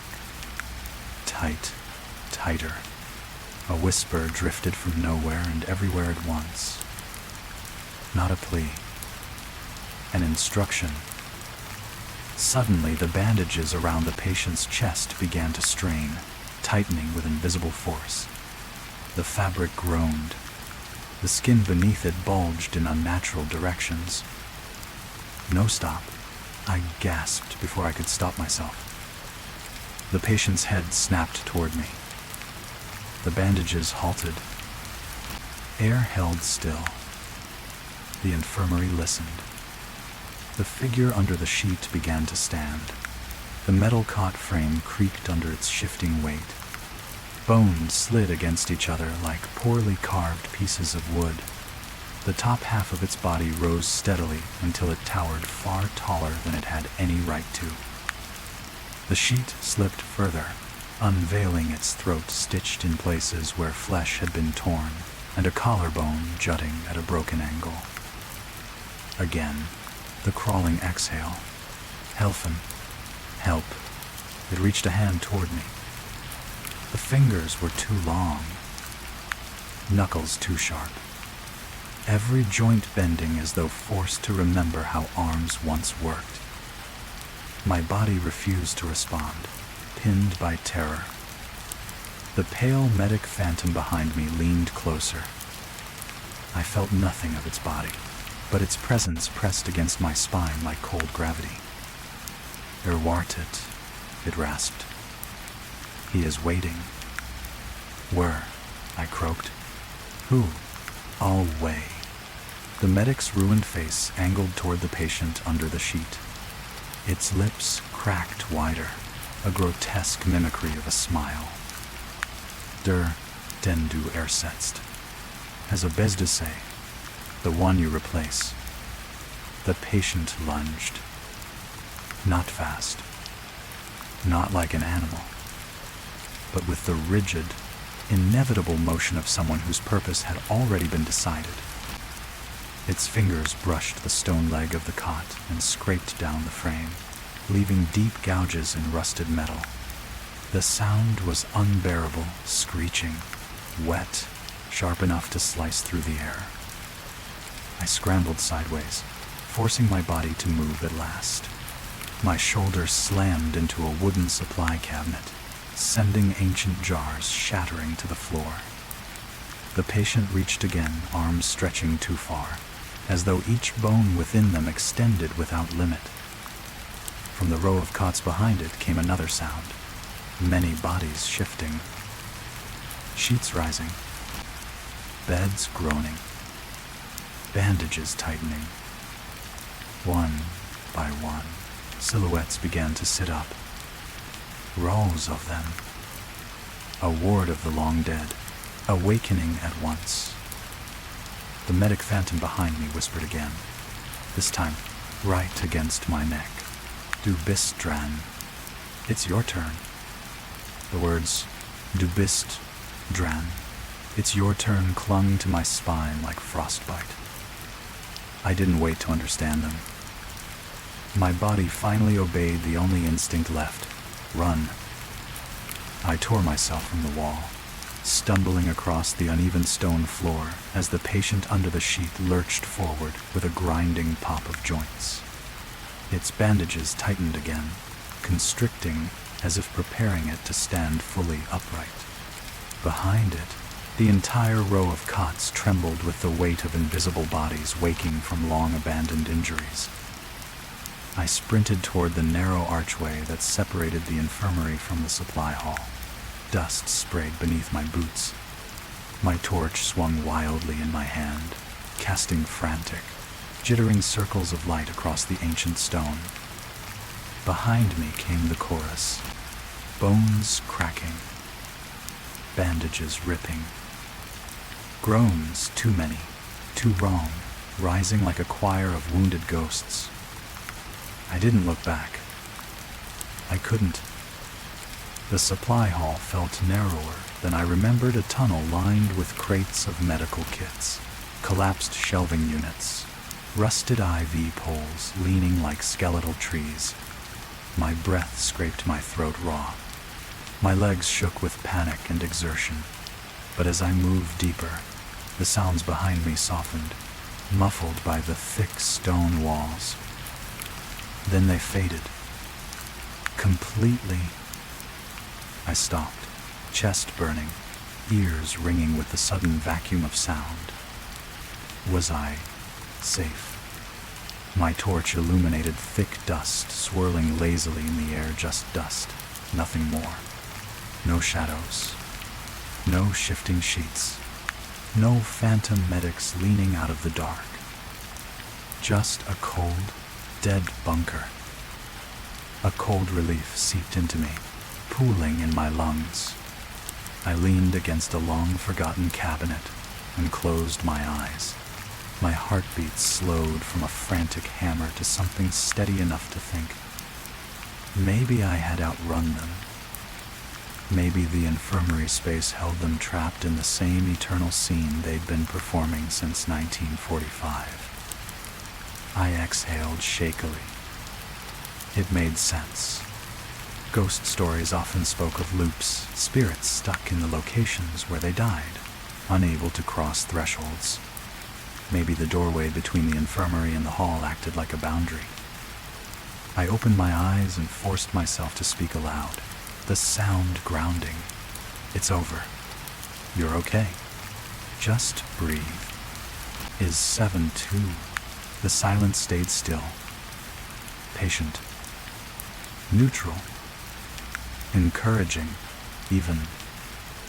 I wiped sweat from my forehead and steadied the torch. Its beam remained strong, no flicker, no distortion. My muscles unclenched. The tight pressure around my ribs loosened. Fine. I would finish the survey. Take notes. Get out. Everything would make sense once I was back above ground. I walked slowly toward the far end of the hall, where the old supply locker stood half open. A small field lantern lay beside it, untouched by time.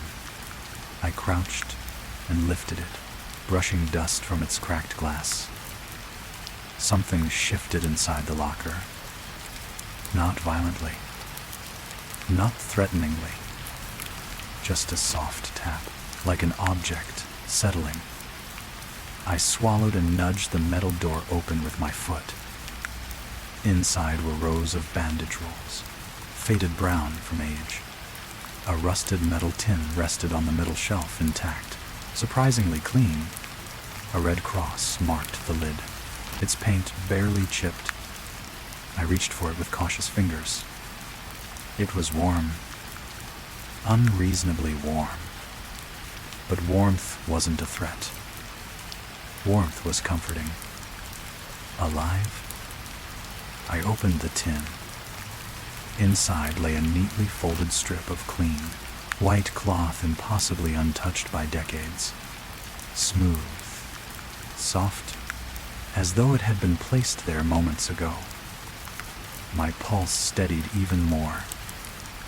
Maybe someone before the war had stored a fresh piece and sealed the container. That explained the preservation. That explained the warmth. Metal trapped heat easily. Logical. Reasonable. But then, from the hallway behind me, came a faint metallic ring. Not a scream, not a groan. A gentle, familiar ring. Like a scalpel falling lightly onto a tray. I shut the tin quickly, pulse rising again. Silence returned. I forced myself to turn around, shining my torch toward the narrow corridor leading back to the infirmary. The archway stood empty, shadows still and unbroken. No figures. No movement. Nothing. A laugh escaped my throat, weak, nervous. You're jumpy, I whispered to myself. It's old metal settling. Today. Yes. That was it. Old metal. Old stone. Old memories. I took one more step back into the corridor, ready to make the slow walk toward the stairs. And that was when I saw it. A bandage, lying across the floor. Clean, white, fresh, stretched taut from the supply hall into the infirmary, like a line, like a boundary, like a direction. My breath froze. I followed the bandage with my eyes slowly, painfully, until it disappeared around the corner. Then I realized something else. The bandage was tightening, being pulled from the darkness, from the infirmary, as though someone there, something was drawing it back, patiently, deliberately, reeling me in. The fabric slid across the floor with a soft hiss, and from the darkness, a single voice, weak, trembling, but unmistakably aware, whispered, "Come, Zaruk, come back." The floor beneath me vibrated, just faintly, as though something large had stepped closer from the other side of the archway. Then, another bandage rolled across the stones toward my feet. Slow, precise, stopping just short of my boot. Twisting, curling, lifting, reaching. The bandage's tip hovered just above the floor, curling, uncurling, like a pale finger testing the air. Not wind, not gravity. It moved with intent. I staggered back a single step. The bandage followed. A slow glide. A careful reach. Then another length of cloth slid from behind the archway, this one longer, dirtier, frayed at the edges as if it had been torn from someone's body. It slithered across the stone in a serpentine motion, winding toward my ankle with unnerving precision. No, my voice cracked dryly, swallowed almost instantly by the damp air. I stepped back again, and the bandage snapped forward, brushing the leather of my boot. A spark of cold jolted through me. Not physical cold, but something deeper, an absence, an emptiness like the breath of a room that had held pain for too long. From the infirmary behind the archway came a rising hum of voices. Not words, not even whispers. A chorus of rasping inhalations, as though dozens of collapsed lungs were learning to breathe again in the same broken moment. A cot scraped violently across the stone. Then another. Then three more. A cascade of metal shrieks echoing through the hall. The first bandage coiled around my boot. Not tight. Not forceful. Almost gentle. Like a hand reaching for your wrist in the dark, terrified of being alone. Lass Mish. A voice moaned from the infirmary. Let me. Several voices answered, overlapping. Wider, wider. Continue, continue. The bandage tightened. I yanked my foot back, and the bandage moved with me, sliding around my ankle, constricting with surprising strength. The frayed fibers dug into my skin through the sock. Get off, Arsek. I kicked hard. The cloth resisted with a strength that felt impossible for something so thin, pulling my foot back toward the archway, inch by inch. More bandages slithered across the stones, converging like pale serpents. Some came from beneath cots, some from toppled trays, some from the dark corners where light refused to settle. All reaching, all tightening, all seeking. The chorus of groans grew louder, a collective cry of pain, desperation, and something else underneath. Purpose. I spun, stumbling back toward the supply hall's corner, where a dented metal IV pole leaned. I grabbed it, wielding it like a makeshift spear. My hands shook violently. The nearest bandage lunged again. With a terrified cry, I swung the pole downward. The metal edge pinned the cloth, tearing it slightly. The bandage recoiled, twitching like a wounded limb. But the others did not stop. A dozen lengths of cloth lifted from the floor, rising, swaying, as if all the unseen limbs beneath them were preparing to stand. Then, from deep within the infirmary, a cot slammed onto its side. Something heavy moved. Drag, step, drag, step. A silhouette approached, too tall, too thin, wrapped in bandages that fluttered like dying moths. The same figure that had risen beneath the sheet. Now fully standing. Now fully aware of me. Its head tilted in a jerking motion, bones inside cracking audibly. The outline beneath the wrappings was grotesquely uneven, shoulders different heights, one leg longer than the other, ribs protruding like a broken fence. It took a step forward. Every bandage in the room followed. Bit, it rasped through cloth and ruined throat. Please. The bandages near my feet tightened again.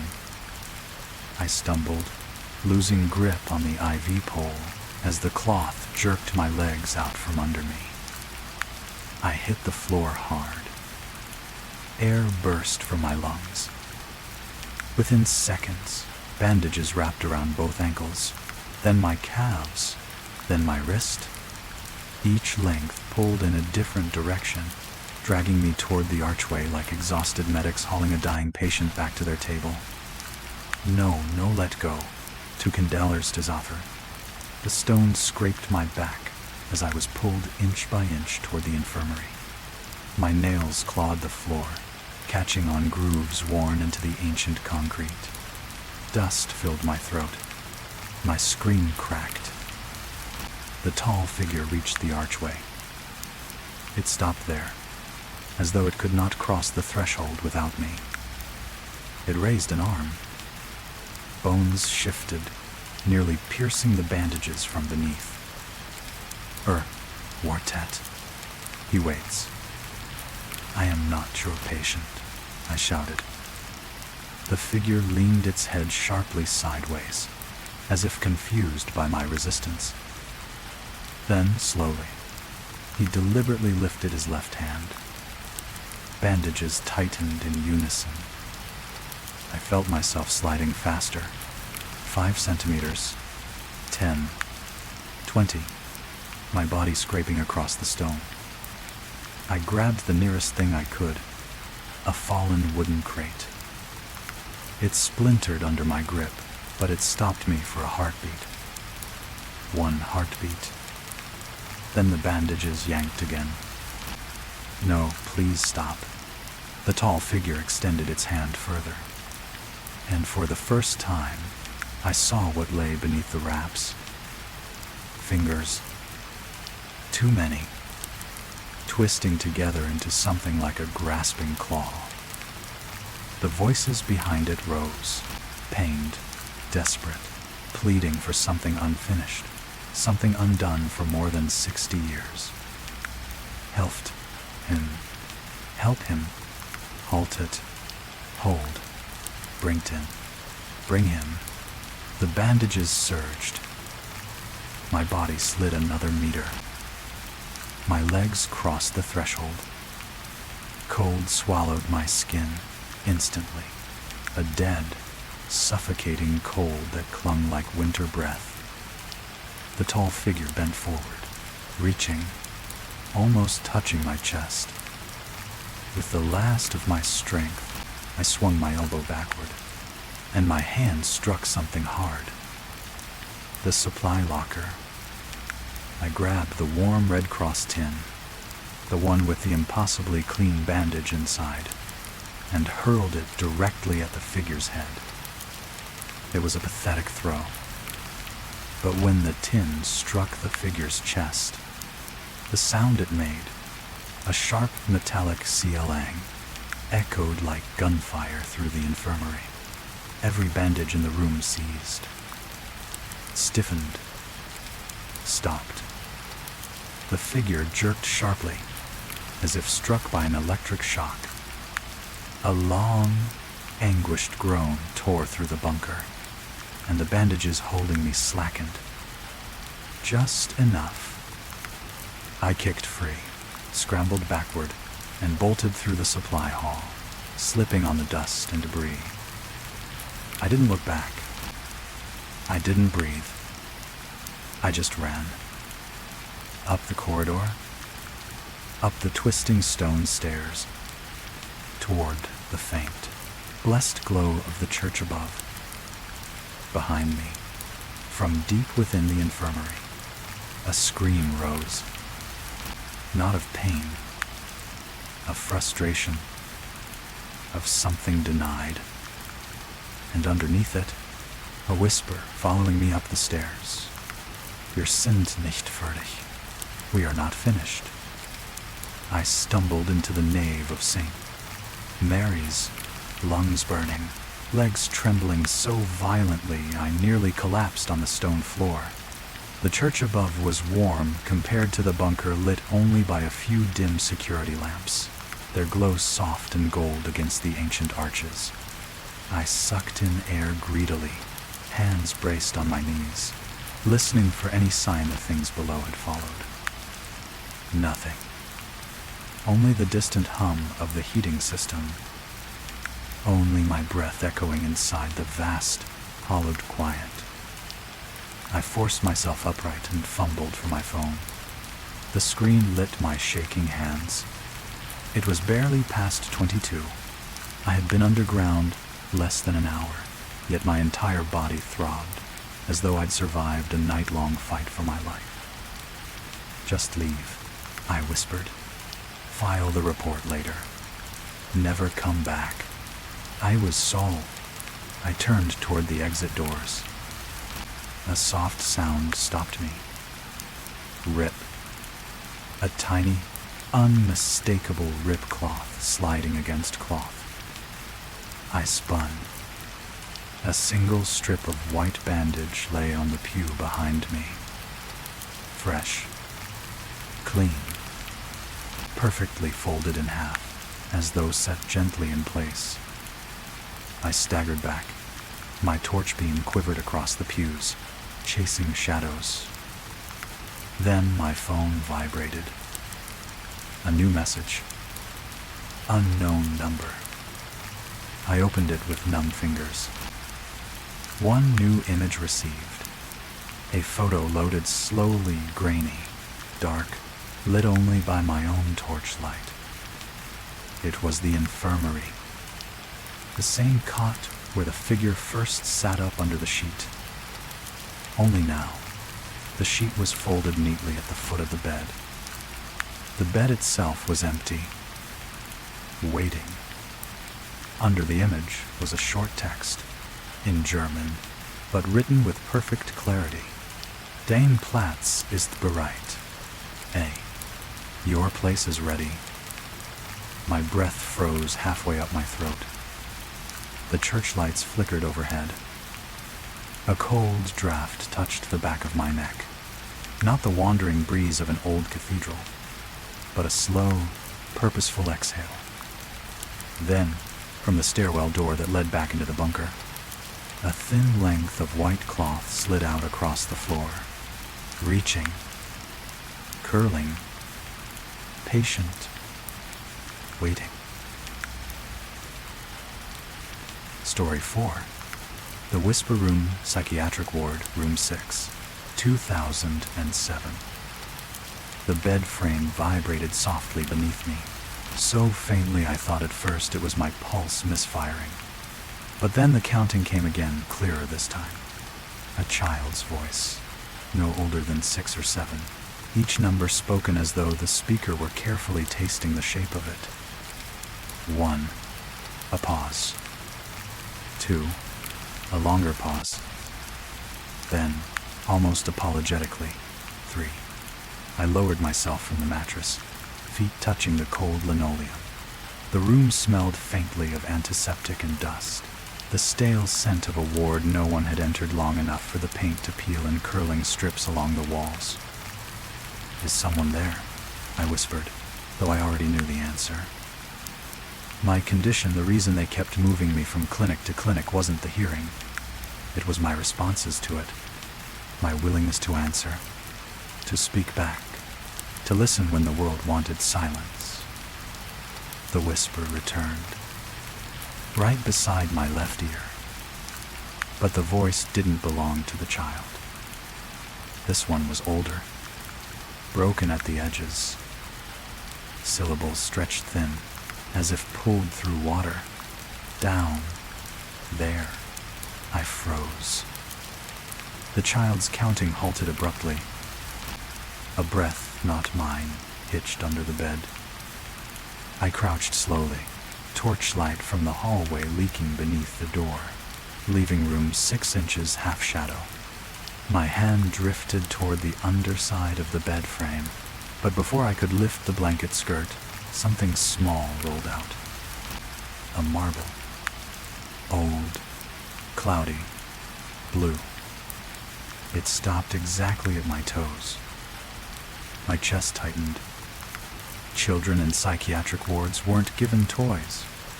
Certainly not marbles. Too dangerous. Too swallowable. But there it was, quiet, innocuous, waiting. I nudged it gently with my toe. It rolled back toward the dark space beneath the bed in a perfectly straight line, as if pulled by an invisible string. The air shifted. Not a breeze, but displacement, like someone crawling further into the shadows. The whisper behind me brushed the back of my neck. "He's listening." I spun around, nothing. The fluorescent light above flickered. Once.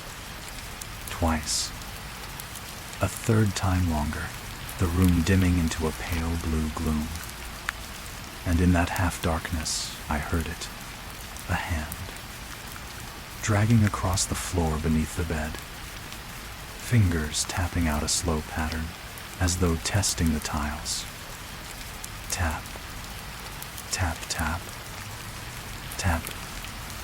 A rhythm. Almost a reply to the whisper. My breath shivered in my chest. I stood up too quickly, the blood rushing to my head, and reached for the emergency pull cord near the door. But the cord was already extended fully, yet the nurse's light outside remained dark. Someone had pulled it before I arrived. Suddenly, a soft weight pressed against the bed mattress from below, lifting it by a fraction. Not enough to startle, only enough to announce presence. Then the child's voice returned, now inches beneath my feet. 4. A whisper at my back finished the count for him. 5. I stepped toward the door. Before I reached it, the blanket skirt lifted. Not fully, just enough for a sliver of pale face to appear beneath the frame. And the small, upside-down voice whispered, "You weren't supposed to hear us." His dulcer. For several seconds, I couldn't move. The child's face, only a sliver of it hung upside down from beneath the bed frame. I saw just the cheek, the corner of one eye, a patch of hair too neat, too carefully combed for a psychiatric ward no child had entered in decades. But the worst part wasn't the face itself. It was the stillness of it. He didn't blink. He didn't breathe. He simply stared upward with the patient, motionless curiosity of something trying to remember the act of being alive. The light above us flickered again. The shadows in the corners trembled like liquid. Then the whisper, the older voice, slipped across the ceiling, as if gliding through the light itself. "He hears you now." The boy's head shifted, not by muscle, not by effort, but by the smallest tilt, as though an unseen hand pushed it into a new angle. A soft scrape followed, fingers under the bed dragging along the linoleum. Scrape, pause. Scrape, scrape.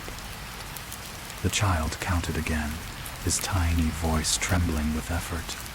6. The older whisper leaned in behind him, sliding through the dark, like breath between teeth. 7. Something thumped lightly beneath the mattress, as if a knee or elbow knocked against the metal frame while crawling. I backed away a step. The child's hand emerged next. Small, soft, palm down, fingertips spread like he was feeling the temperature of the room. His nails were clean, too clean. Everything about him looked strangely preserved, untouched by time. The whisper circled the room, first at the door, then near the ceiling vent, then behind the radiator. It never stayed in one place long enough to form a shape.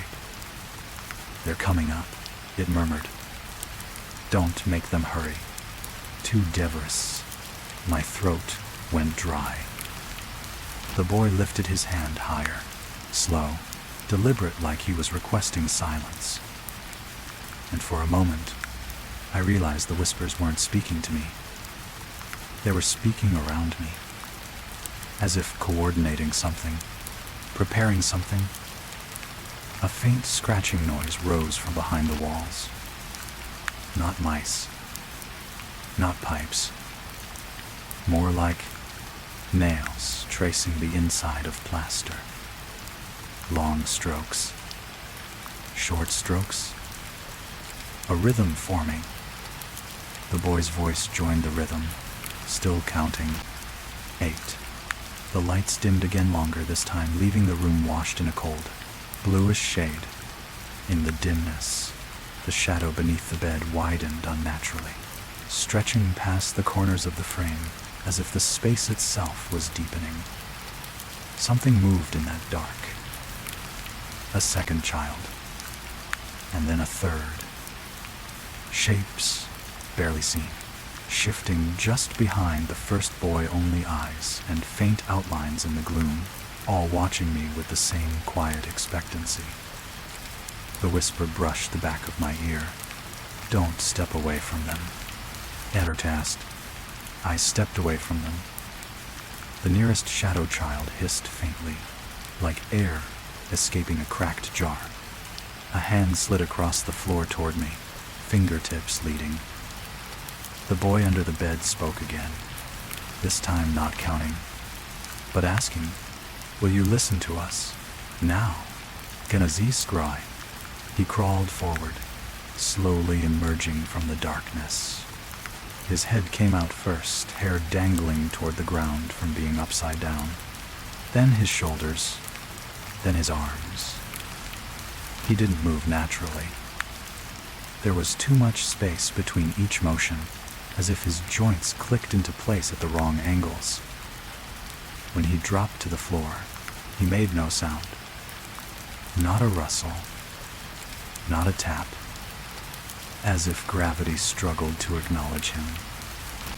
He stood up, a child no higher than my waist, wearing hospital pajamas far older than he could ever have been. The number 6 stitched across the collar, handmade, crooked, unmistakably belonging to this room. His eyes were wide, glossy, reflecting none of the room's light. "Room 6, he whispered. "You're in room 6. That means you can hear what they left." I was ace-side. The whisper floated to the door again. "Don't tell him yet." The boy ignored it. He lifted his small, cold hand toward me. The walls began to knock. Softly at first, then louder, as if multiple fists were knocking from inside the plaster. Talk, talk, talk, talk, talk. A rhythm. A message. The boy tilted his head again, unnervingly slow. "That's them," he said softly. "The ones who didn't get to finish counting." 8 Hugh. A shadow slid across the ceiling. Another squeezed beneath the radiator. The entire room tightened around me, pressing, listening, waiting. The child stepped closer. "Come under the bed," he whispered. "They said it has to start where it ended. For 7 Deezer." Behind him, in the darkness, something answered. 9. And the older whisper, now impossibly close, completed the sequence directly inside my ear. 10. It has read it. The lights went out. I was admitted to St. Augustine Psychiatric Pavilion on the night of 11 April 2007, not as a patient, but as an observer. At least that's what the paperwork said. The truth was less formal. I had a condition, a tendency to hear the dead the way other people heard the weather. Soft voices, small breaths, names spoken in the cracks of silence. Room 6 had been empty for years. Staff avoided it quietly, an unspoken consensus that nothing good happened behind that door. But they placed me there anyway, claiming the reinforced walls would help with auditory delusions. They didn't understand the simplest part. The voices never came from inside my head. They came from places like this. At 23:40, as I sat on the edge of the bed, the first whisper slipped through the room. Thin. Only half a word. Like someone trying to speak with a mouth that no longer opened correctly. Then a second sound drifted from under the bed frame. A tiny voice. Counting. 1. Silence. Then, softer, 2. My breath stalled. The whisper beside my ear answered it. And whatever was under the bed began to move. Darkness swallowed room 6 so suddenly that I couldn't tell whether my eyes were open or closed. The fluorescent hum died in a single strangled buzz, leaving a silence so complete it felt padded thick, like something pressed against my ears from the inside. For a moment, nothing moved. Not the children. Not the whispers. Not even the air. Then the counting resumed. Not one voice. Not 2. But many. Soft. Layered. Out of sync. A dozen tiny voices whisper, counting from different corners of the room. 1, 1, 1, 2, 2, 3, 4. Their breaths brushed my skin in faint, cool flickers as they circled me, as if they were walking around me in the dark. Small feet padded soundlessly across the linoleum, too soft to be real footsteps, almost like the memory of walking. My throat tightened. "Where are you?" I whispered. The boy answered from somewhere impossibly close. "Here." A small hand wrapped around my wrist. Cold. But not the cold of a corpse. The cold of something that didn't belong fully in this world. I tried to pull back. He didn't tighten his grip. He didn't resist. He simply held me light, patient, expectant. The older whisper drifted behind him like a sleeve pulled through the air. "Don't run from him," he asked first. "What who asked?" I managed. The boy's breath touched my knuckles. So close. So quiet. The one who started the counting. And quite as my eyes adjusted to the darkness, faint shapes began to form, patches of deeper shadow in the corners of the room. I realized they weren't shadows at all. They were children, half seen, skin too pale, eyes too bright, clothing outdated and ill-fitting pajamas that belonged to another decade entirely. There were more than I'd expected. 5. maybe 6. All of them watching, none of them blinking. Then, a sound from beneath the bed. A long exhale. Adult. Unsteady. The voice that followed was so thin it barely existed. Come down, all the way. I can only speak if you're down here. The boy tugged my wrist gently. Not forceful, but with the insistence of a child asking a parent to kneel. We don't go under anymore, he whispered. But you can. Thanks, Weary. My pulse thudded painfully against my ribs. What's under there? It's because... A different child answered from behind the wardrobe, a girl's voice this time. Soft as cloth tearing. The first voice. Esmerk. The older whisper slid across the ceiling in a sigh. He never left. He stayed when the others were taken upstairs.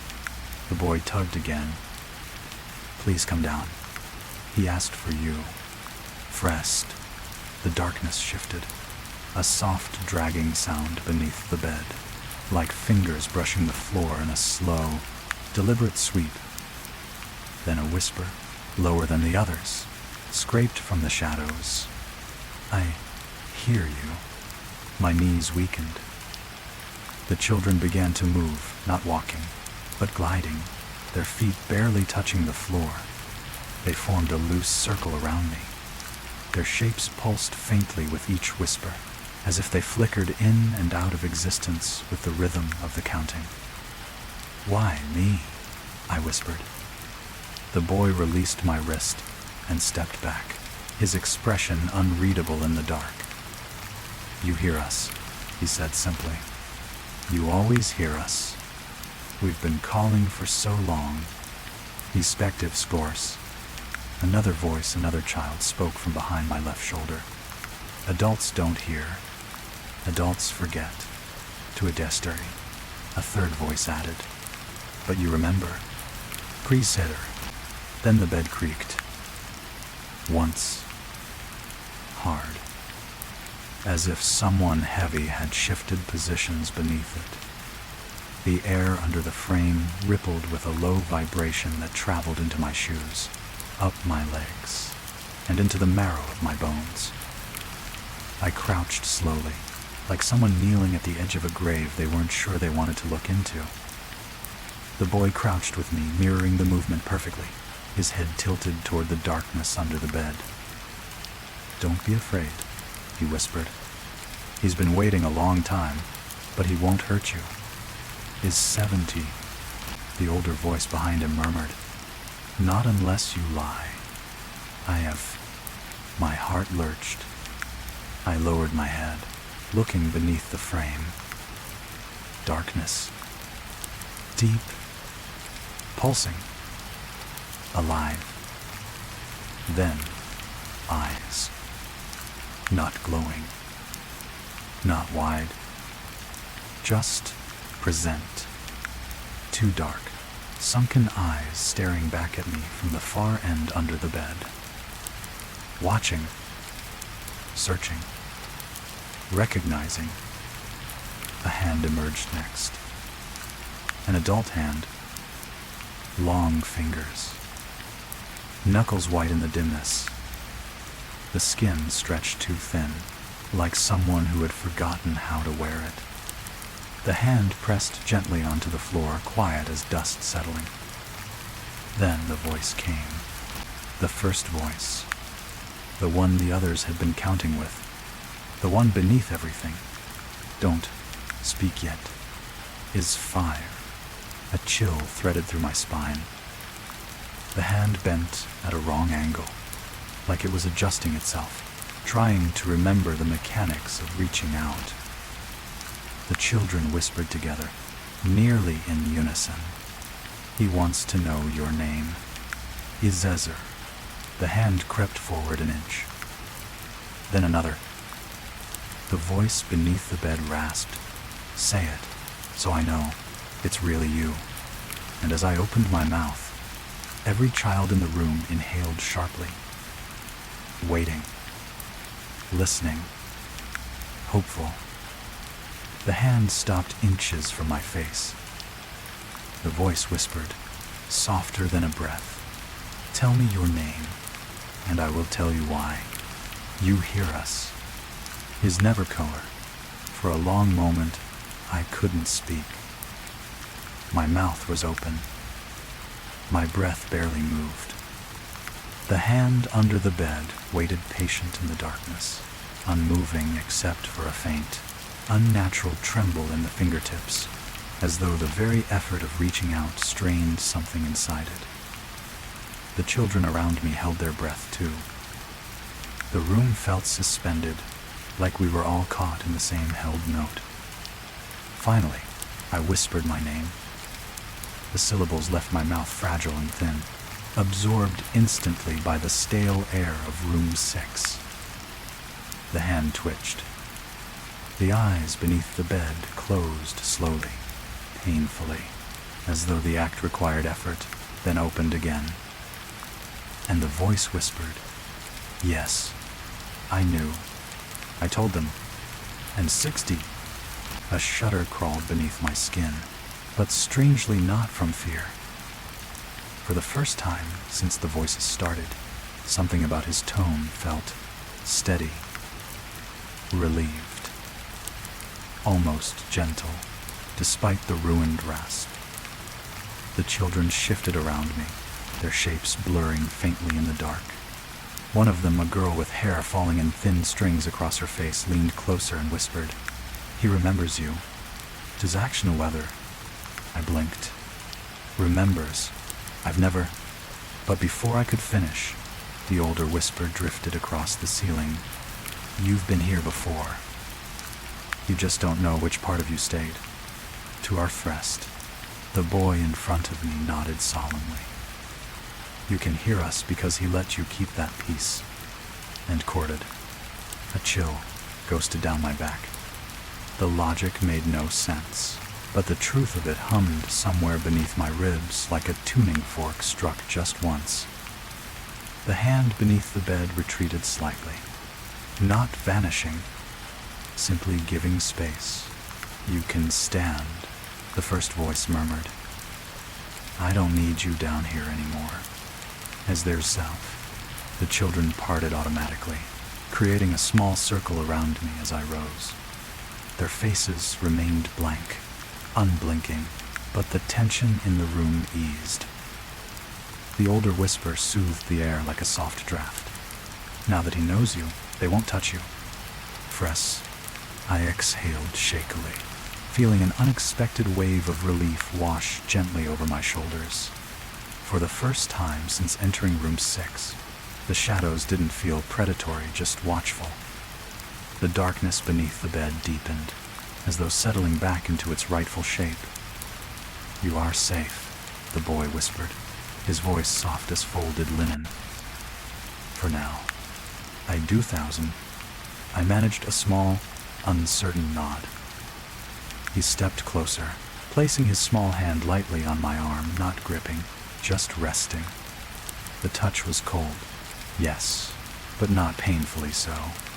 More like the faint chill of a memory. "You won't hear them all again tonight," he said. "You gave your name. That's enough for now. If you have..."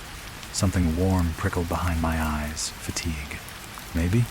Or the emotional recoil of terror slowly unwinding. The girl near the radiator lifted her chin. "It won't be loud anymore. We'll make it quiet. This towel." The older whisper drifted toward the walls like smoke thinning. "Sleep. We'll keep the room still." The score. The fluorescent lights crackled once, twice, then glowed back on with a wavering, amber softness.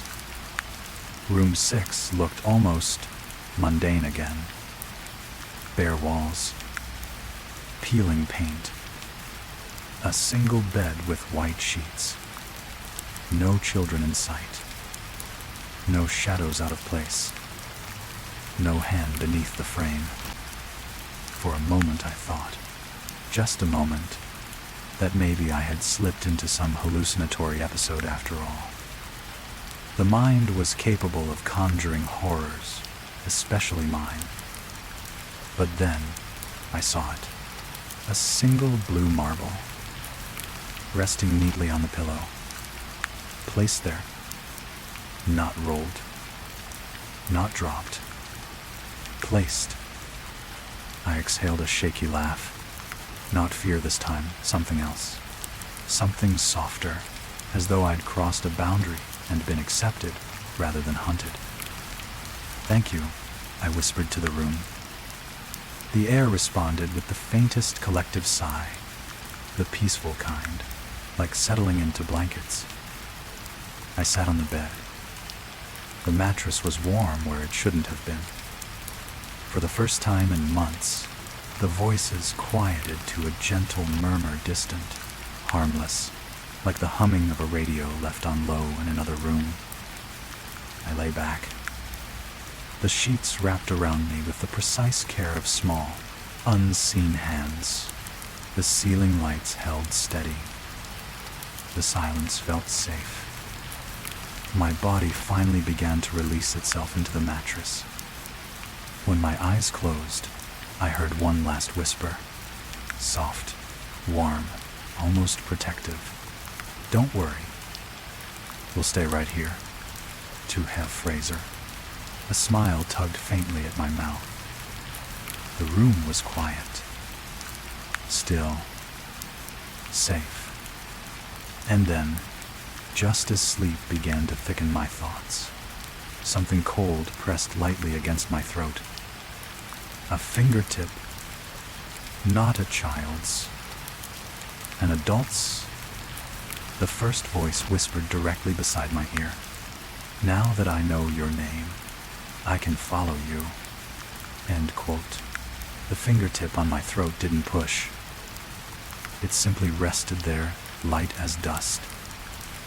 But the coldness of it pierced through the warmth of the mattress, straight through my skin and into the hollow where breath becomes fear. I opened my eyes. Room 6 was dim again. Not dark, just dim, as though someone had pulled a thin veil over the fluorescent lights, muting them into a tired hum. My throat tightened against the cold touch. The children were no longer visible, but the air still held their breath, thin pockets of chill floating in the corners like after images of their presence. Then the voice, the first voice, the one beneath the bed, slid along the left side of my face. "You shouldn't sleep here." My heart hammered once, violently. The fingertip moved, not away, but across, slowly, tracing the side of my throat with the delicate precision of someone relearning what it meant to touch. "I can follow you," the voice whispered again.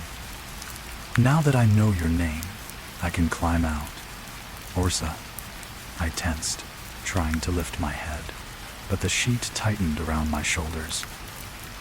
Not painfully, but firmly, as though the children's earlier gentleness had turned into something more purposeful, almost protective, almost restraining. The boy's voice, soft, hesitant, rose from somewhere near the foot of the bed. "Don't scare him. As well does Passig Dells." A pause. Then another child whispered, "He's already scared." End quotes. The cold finger traced along my collarbone. My breath hitched. "You gave your name," the first voice breathed, as if reminding me of a pact I'd made unknowingly. "That opens the room, and me with it." Toward her. The mattress dipped beside me. I turned my head. Slowly. Carefully. At first, I saw nothing, only the impression of weight pressing the sheets downward. Then a shape formed against the fabric. A shoulder. An arm. A head turning toward me beneath the blanket's surface, as if someone lay beside me invisible, imprinting through the cloth. "You let me out," the shape murmured. Now let me follow. This destura. I tore one arm free from the sheet and pushed myself upward. The lights flickered sharply, a pulse of white, and then steadied. The children's voices hissed in unison, panicked. Don't stand. Don't move. He isn't ready. Their whispers fell over one another like frantic pages rustling. The cold touch vanished. The imprint on the mattress dissolved like mist. I stumbled off the bed, feet hitting the floor with a jolt that shot up my legs. My vision blurred for a moment. The room tilted sideways before settling. The door. I needed the door. I turned toward it. Every light in the hallway outside went out at once. Room 6 darkened too, slow and deliberate, like someone dimming the world, one breath at a time. Only the corner near the bed frame glowed faintly with a soft, bluish tint, the same shade I'd seen under the bed when the children emerged. A small object rolled toward me across the tiles, tapping lightly with each turn. The marble. The same cloudy blue marble. It stopped at my foot.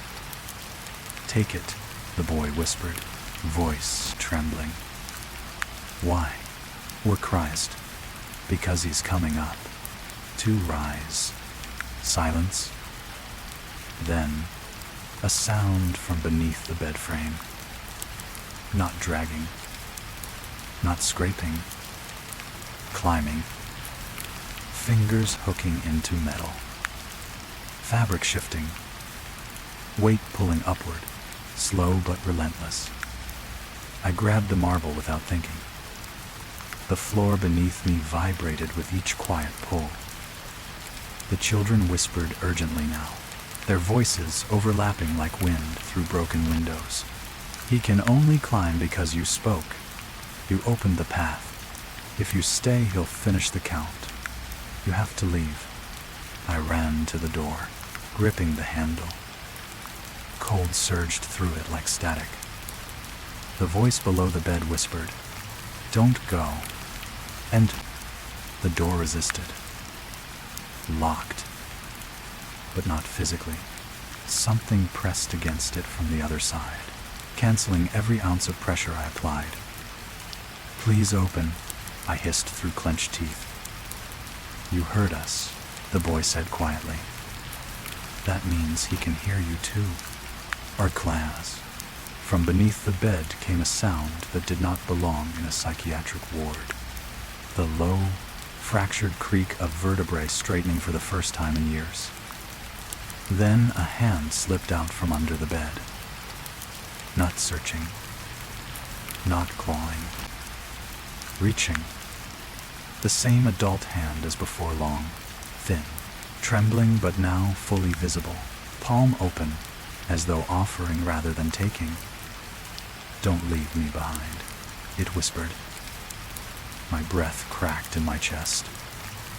I slammed my shoulder into the door again, nothing. The boy spoke sharply. "He can't cross the room if you don't look at him. Is to have 200, sire." That pulled my eyes away just in time. Behind me, the adult figure was emerging. Slowly. Painfully. First the head bandaged, tilted, broken. Then the shoulders, bending wrong. Then the torso, too thin, wrapped too tightly, ribs rising and falling in uneven jerks. Every movement accompanied by sounds of old injuries, remembering themselves. The children backed away from him like tide retreating from shore. "He's not supposed to stand," a little girl whispered. "He stands only when he chooses someone." As the figure took one uneven step, the lights dimmed. Then a second step. The whisper behind my left ear returned, but it was no longer the older voice. It was mine. "Let me in." End quote. I grabbed the emergency alarm cord. It gave way instantly. and every light in the hallway exploded back to life. The door clicked. Unlocked. I threw myself into the corridor. The children screamed, not in pain, but warning. Don't look back. To Doher. I didn't. I sprinted down the hallway, past empty rooms, past nurses' stations, my breath tearing at my lungs. The marble burned in my closed fist, hot enough to sting. Behind me, footsteps began. Slow, unsteady, but following. Always following. I reached the stairwell and plunged downward, gripping the railing as the echo of the thing's gate filled every floor. When I burst through the exit door into the cold night air outside the pavilion, the footsteps stopped. Silence. Wind.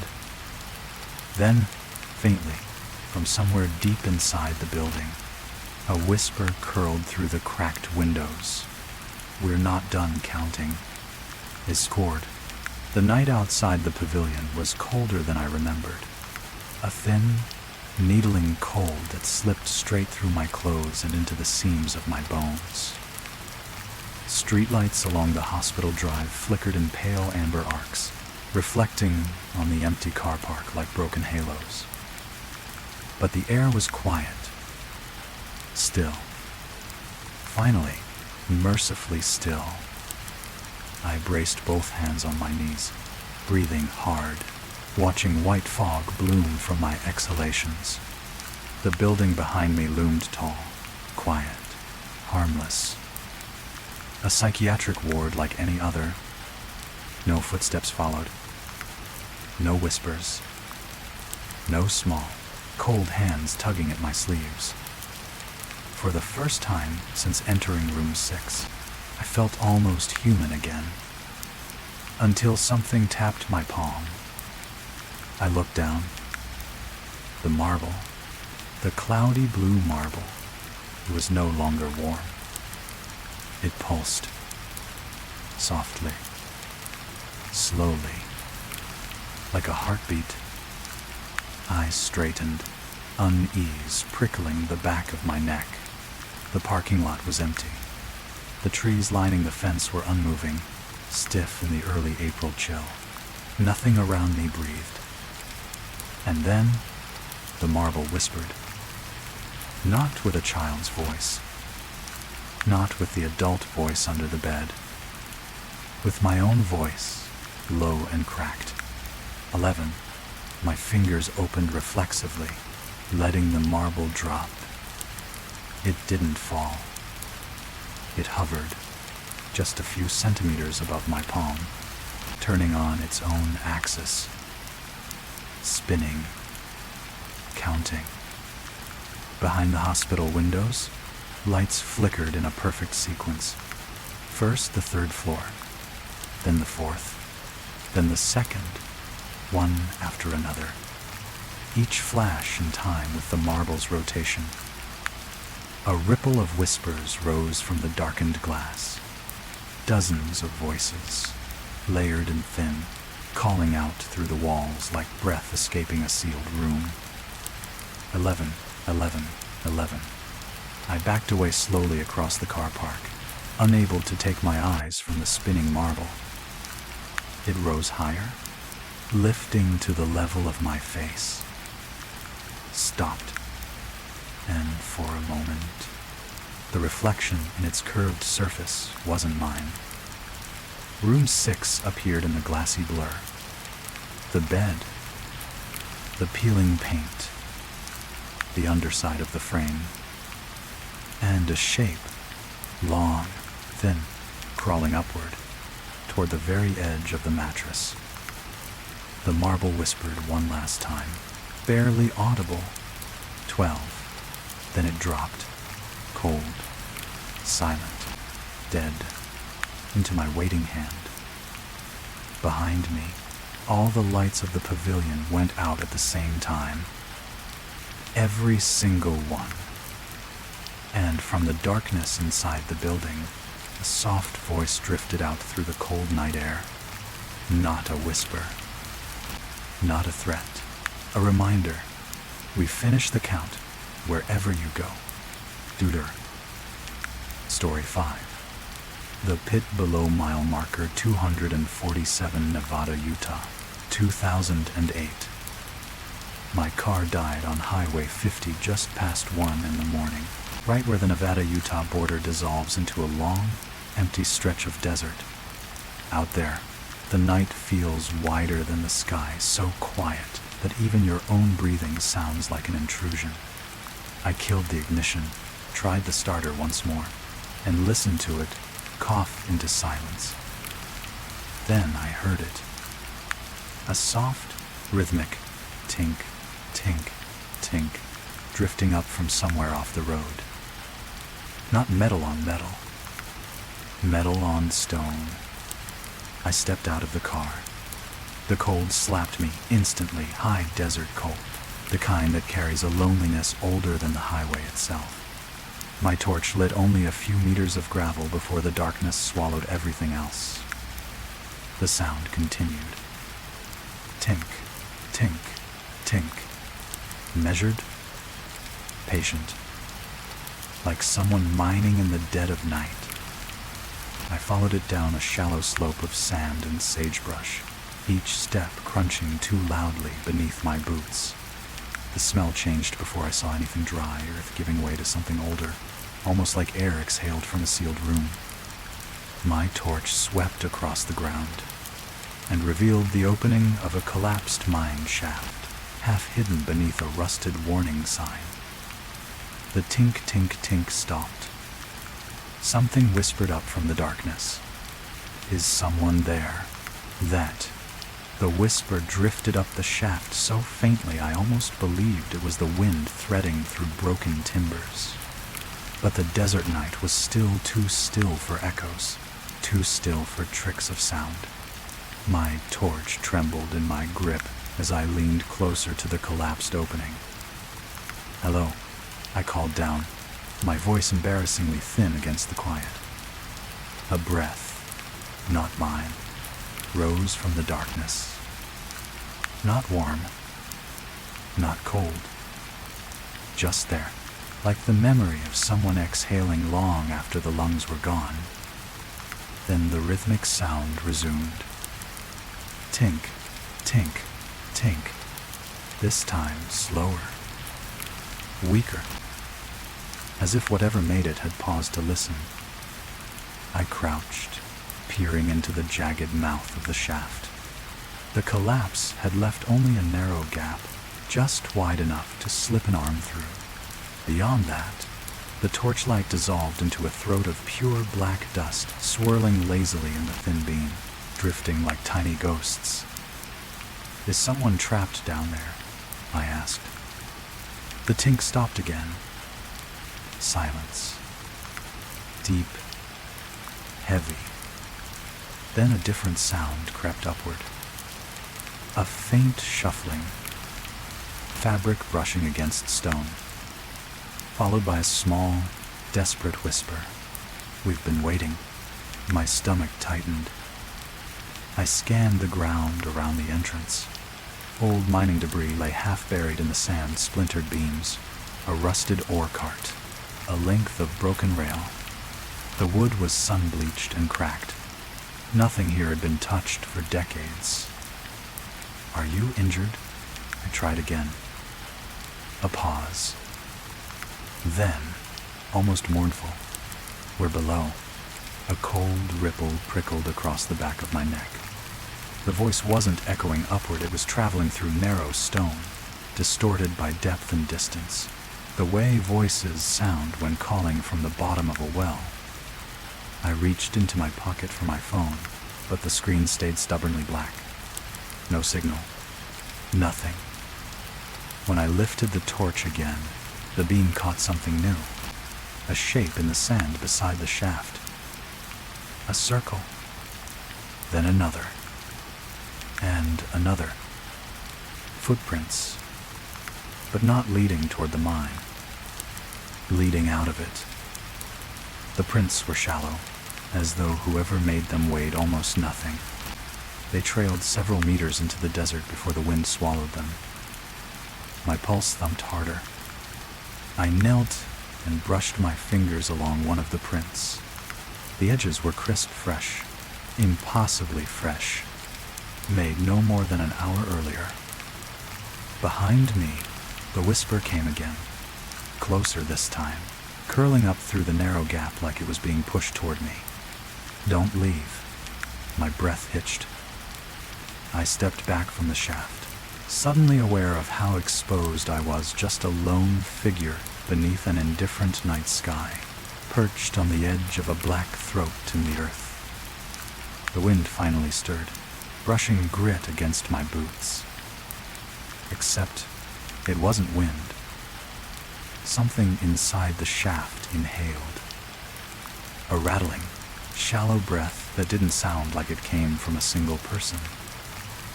I stumbled backward, torch locked on the opening. The voice rose again, this time joined by others, faint, overlapping, like different mouths speaking through the same narrow seam. "You found us." He dug too deep. "Don't shut the light." The timber frame creaked, shifting under invisible weight. I took one more step back. From inside the mine, something scraped upward along the stone slow, dragging, like fingertips searching for a crack to grip. Then, with a hollow tremor, the tink-tink-tink resumed. But it wasn't made by metal anymore. It sounded like bones tapping rock. And the whisper, now just beneath the surface, asked softly, "Will you help us get out?" This time, in 70, the tapping grew steadier, almost rhythmic. Tink, tink, tink. Each strike measured, patient, deliberate. Not frantic. Not panicked. More like someone underground keeping time with their own heartbeat. My torch trembled in my hand. I took another cautious step toward the collapsed shaft, unable to tear my eyes from the narrow gap in the rubble. Dust drifted upward in lazy spirals, catching in the beam like pale insects rising from a nest. The timbers creaked, dry and hollow, the sound of old bones bending. A second voice joined the first. Not clear, not shaped. Just a long exhale, sliding upward, as though carried by a narrow, twisting tunnel. Then a third voice layered beneath the other two. Higher. Smaller. Barely more than a thread of breath. "Don't forget us." My pulse thundered in my ears. "Who's down there?" My voice cracked, embarrassingly thin. "How many of you?" "Oh." The tapping stopped. Silence pooled across the desert floor, heavy, like something holding its breath. Then, tink-tink. A double knock, followed by 3 more. Tink, tink, tink. 5 in total. 5 souls. 5 bodies. 5 corpses. Or 5 warnings. I swallowed hard, unable to shake the feeling that the sound wasn't a count. It was a signal.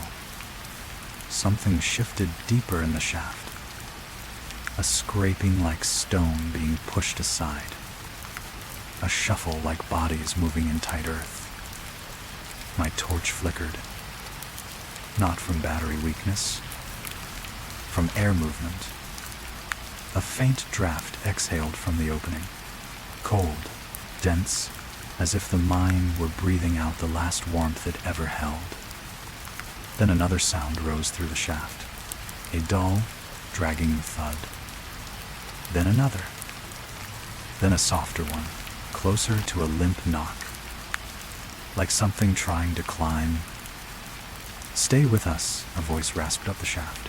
Quiet, but clear. My stomach twisted. I leaned closer, too close before instinct yanked me back. My own shadow spilled into the pit, stretching over the jagged rocks. The chorus of whispers reacted instantly. Light. Don't move the light. Hold still. Please don't, please don't. My breath caught. Not threats. Not demands. Begging. But begging for what? Help.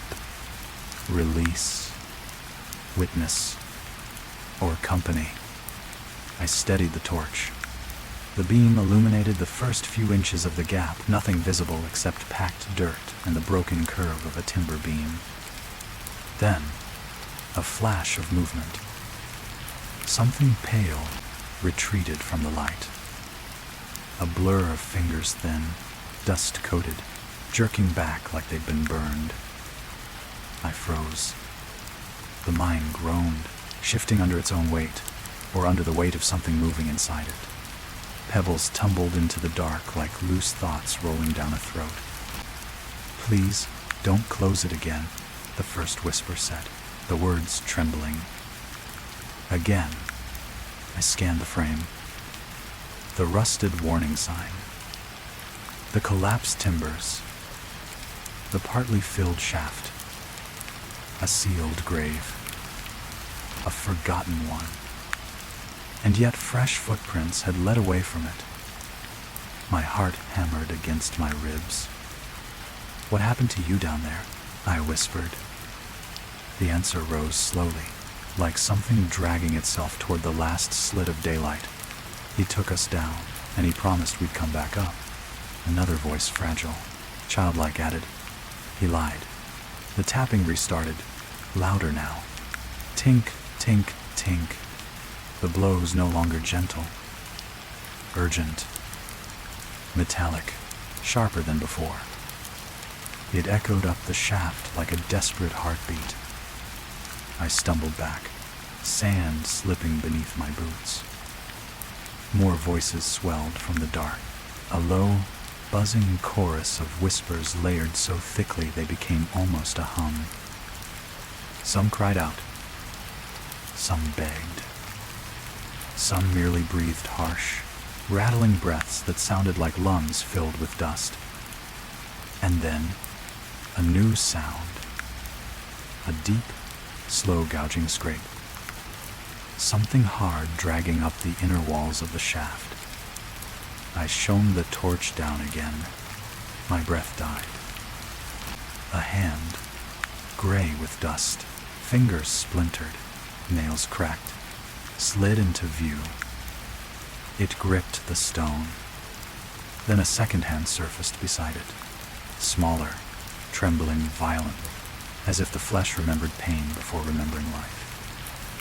The voices gasped around them, rising in a spiraling, desperate chorus.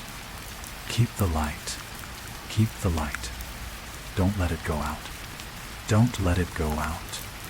The large hand pulled, muscles trembling under dead weight, dirt cascading around it. The smaller hand slipped, then caught a jagged beam. I staggered backward. The first head surfaced. Not fully. Just the top, hair dust caked, unmoving, as though glued to the skull by decades of packed soil. Then, an eye.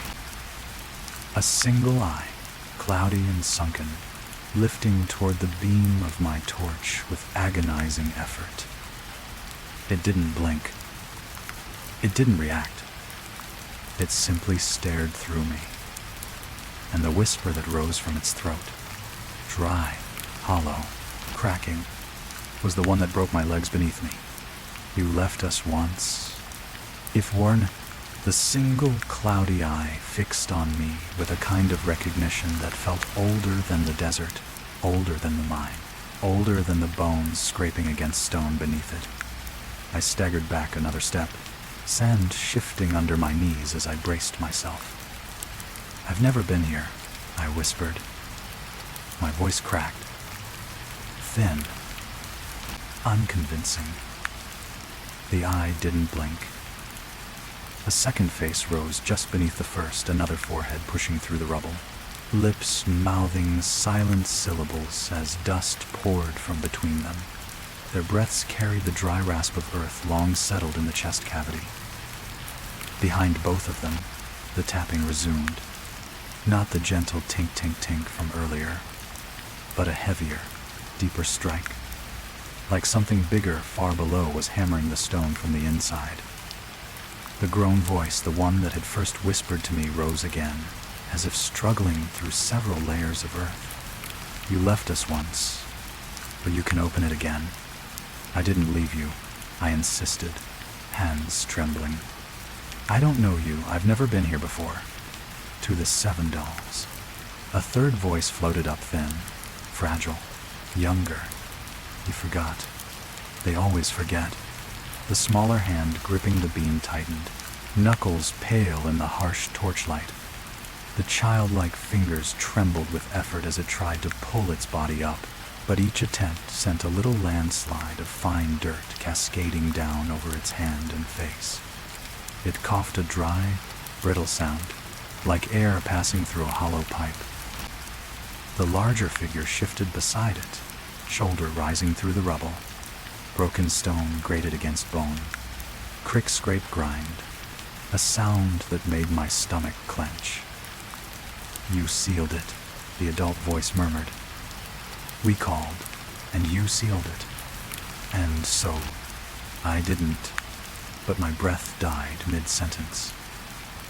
Because something inside me, some quiet, buried part shivered in recognition. The layout of the shaft. The collapsed beams. The slanted angle of the frame. I'd seen it before. Not here. Not in daylight. But in a half-dream I'd had months earlier. A dream of being underground, of holding a lantern, of someone behind me whispering, "Don't look back," followed by a violent collapse of wood and dust swallowing everything.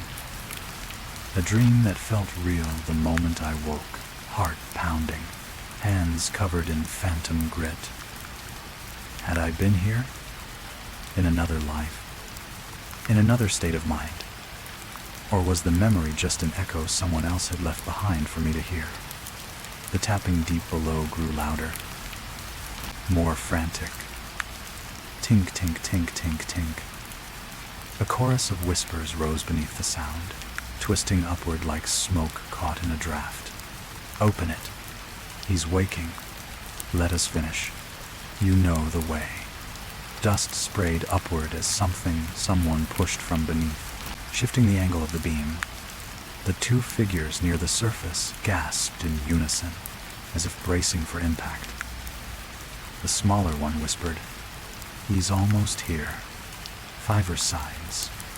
Who? The word tore out of me. Who is coming? Arwanso.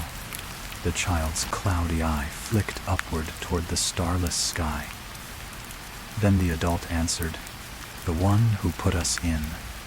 ATIM. My blood turned to ice. Before I could speak, the mine groaned. A long, low, ancient moan of shifting earth. The timbers bowed, strained, and cracked like old ribs. The adult reached higher, fingers curling around the top of the beam. Not grabbing me. Grabbing leverage. "You can open it," he rasped. "You did it before." Texas they. I stepped back, heart pounding so hard I felt it in my fingertips. "Listen to me, I don't know what you think I did, but I'm not going down there." "Hours." The child's voice rose with sudden urgency. "You don't have to go down." Terex. A pause. A breath. "You have to pull." Is Saul. My throat tightened. They wanted me to pull the beam, to lift it, to widen the gap, to open the mine. So whatever was below, whoever was below, could come out. "No," I whispered. "I won't." End quotes. All the whispers stopped. Dead silence swept through the shaft. Even the wind froze. Then, A heavy thud struck the timber from below, hard enough that dust exploded outward in a cloud. Another thud. Stronger. Closer. The adult figure's voice bent into a low moan. He's climbing. The child whimpered, voice cracking. Don't let him come alone. I stumbled backward, wiping dust from my mouth, torch shaking in my grasp. My mind screamed at me to run, but my legs felt nailed to the ground by the weight of the voices pouring up through the stones. And then, a hand burst through the rubble from deep below. Huge. Gray. Fingers long as branches, knuckles split by rock. It hit the beam so hard the entire shaft shuddered. The adult and child clung to the sides, whispering frantically. Hurry, he's waking. Open it, before the monstrous hand struck the beam again, splintering wood. A crack shot through the frame, and from the depths, from beneath layers of earth and trapped air, a new voice rose. Not human, not whispering, a deep, dragging, gravel-thick voice that crawled up the stone and into my bones. I'm coming up. Recibetter. The words, I'm coming up, clung to the air like dust suspended in a sunbeam, visible, waiting, refusing to fall. I stumbled away from the shaft, pulse hammering wildly, eyes locked on the splintered beam now leaning at a crooked, exhausted angle. The two trapped figures, the adult and the child, pressed themselves against the rubble, whispering in panic, overlapping breaths. He's too close.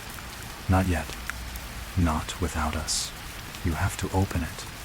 I shook my head hard, throat dry. No, I can't do this. I don't even know what's down there. End out 5. The adult lifted his dust-blind face toward me. You should, he rasped. But before I could answer, the mine fell silent. Completely. No tapping. No shifting. No breathing. Just the vast, desert stillness pressing down upon us like a heavy hand. My ears rang with the sudden vacuum. I took a shaky breath. Another. A third. The figures below the rubble began to retreat, their pale hands slipping back into the darkness, not vanishing, but lowering themselves deeper, as though bracing for another impact. Move back, the child whispered. He listens. When you breathe too loud, he changes direction. Sherized. I froze, barely daring to exhale. Seconds passed, then minutes. Nothing moved beneath the earth. The beam didn't shift. The dust didn't rise. The voices fell quiet, as if the mine itself were holding its breath. I stepped farther away until my boots found stable desert ground. My pulse slowed, still thudding, but no longer a frantic hammer. My breathing settled into something close to normal. Whatever that thing was, whatever had pushed up from the depths, it seemed to have stopped. I let the silence sink into me. Dry. Cold. But strangely reassuring. Even the stars overhead seemed calmer now, scattered across the Nevada sky like little white promises that the world above was still untouched. Maybe the collapse had shifted again. Maybe the creature, or whatever it was, had lost momentum beneath centuries of debris. Maybe the pit had reclaimed him. I stepped back to the road embankment, glancing once more toward the shaft. The gap was still narrow, still sealed, still enough to keep something buried. I let out a long, unsteady breath. I'm leaving, I murmured, mostly to myself. I'm done. Grayson. The adult voice, so dry it could barely hold shape, rose faintly. Be quick. We're a cruise. I turned sharply. He wasn't visible anymore. Only the rubble. Only the dust. For the first time since arriving, I felt the possibility of walking away. I climbed up the slope, boots sinking into loose sand. My car waited at the top, dark, lifeless, but still a symbol of escape. Even the silent highway, stretching endlessly east and west, looked comforting now. The night felt wider again, but not suffocating. Just empty. Normal. Safe. I reached the car, leaned against the driver's side door, and exhaled the first real breath of relief since the tapping began. Silence. Real silence. Maybe I'd imagined half of it. Maybe exhaustion played tricks. Maybe the desert amplified old sounds from the mining tunnels. Maybe the engine clicked. A soft, familiar tick as cooling metal contracted. A normal sound. I actually laughed, shaky and tired. Then, a second click. From inside the car, my smile faded. I leaned closer to the driver's side window, peering into the darkness. My torchlight reflected faintly off the glass. Nothing moved inside. Then the interior mirror tilted. Just a fraction. As if someone in the back seat had shifted. A cold thread slid down my spine. No, I whispered. No, no. I opened the door slowly. The dome light flickered on. The back seat was empty. Everything was still. I exhaled slow, shaky, almost giddy with relief. Then something outside caught my eye. On the roof of the car, right above the windshield, a thin line of dust had formed. Not wind-blown. Not random. A finger dragged it. One long swipe across the metal. Then a second. I backed away. Another line appeared. A third. A fourth. Each line accompanied by a faint, subterranean sound. Tink, tink, tink. Not from beneath the earth now, but from directly on top of the car. Light, testing taps. Like knuckles learning the surface. I took another step back as the tapping grew faster, finding rhythm, finding purpose. Tink, tink, tink, tink. The dust lines spelled something. 5 letters.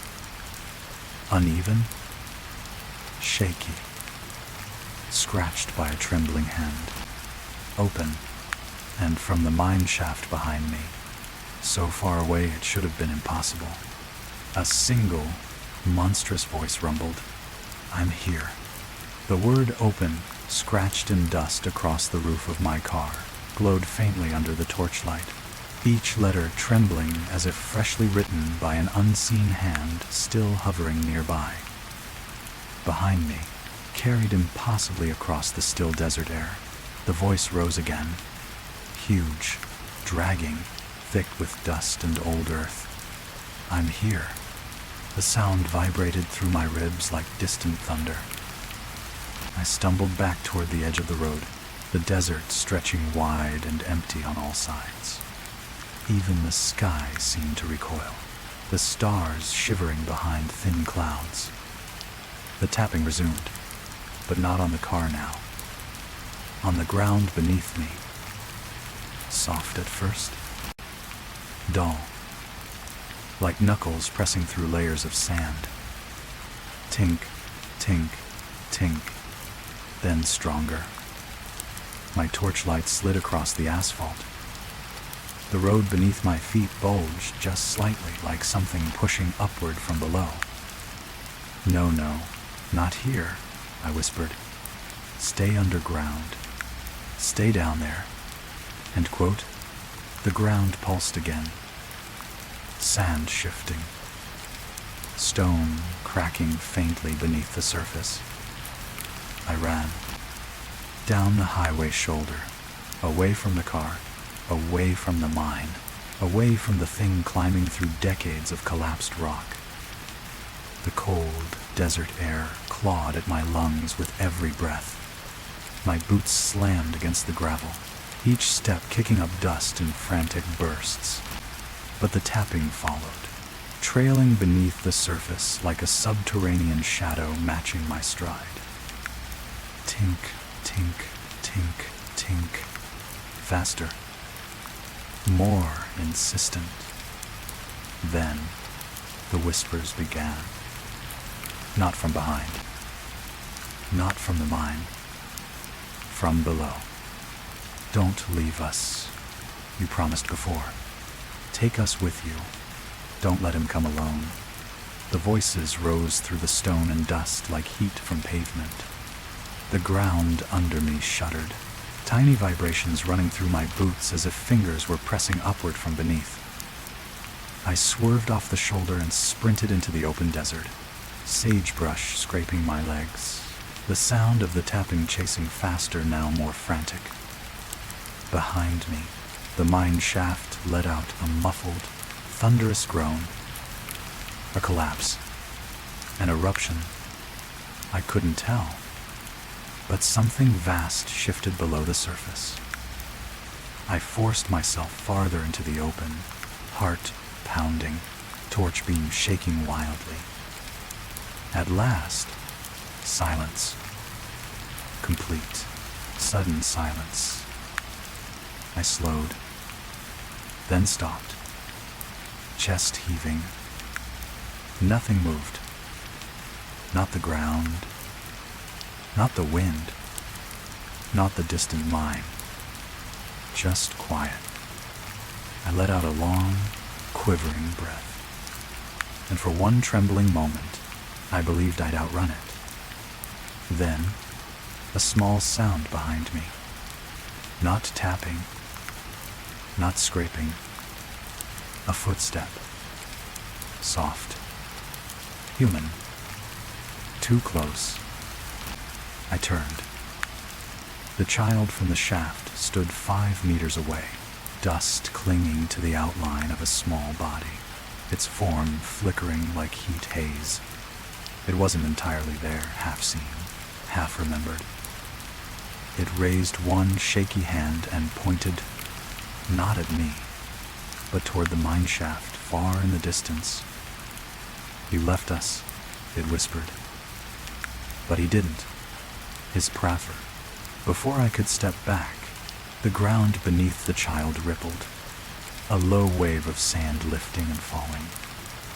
A second footprint formed in the dirt beside the first. Then another, and another. Invisible feet walking, approaching.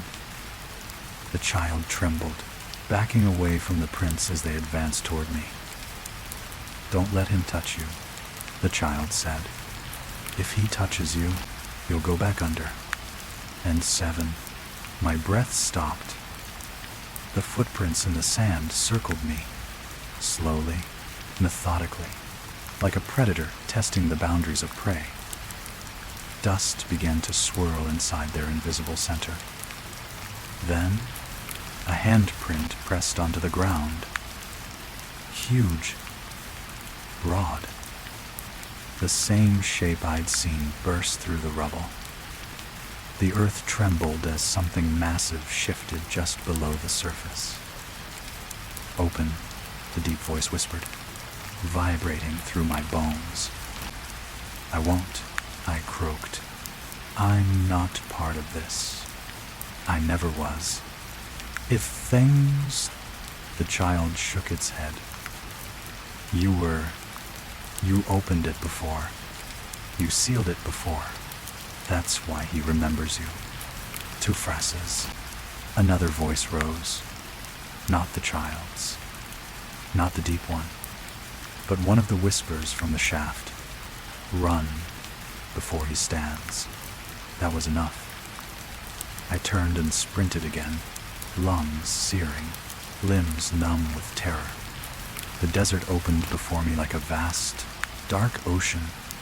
My footsteps pounded against hard-packed earth. The tapping returned. From behind, above, below, a chaotic percussion chasing every breath. Then, the ground ahead of me cracked. A thin fissure snaked outward, splitting the surface. Dust puffed upward like a dying breath. The crack widened, just a handspan, but enough to release an exhale of cold, ancient air. Not air. A voice.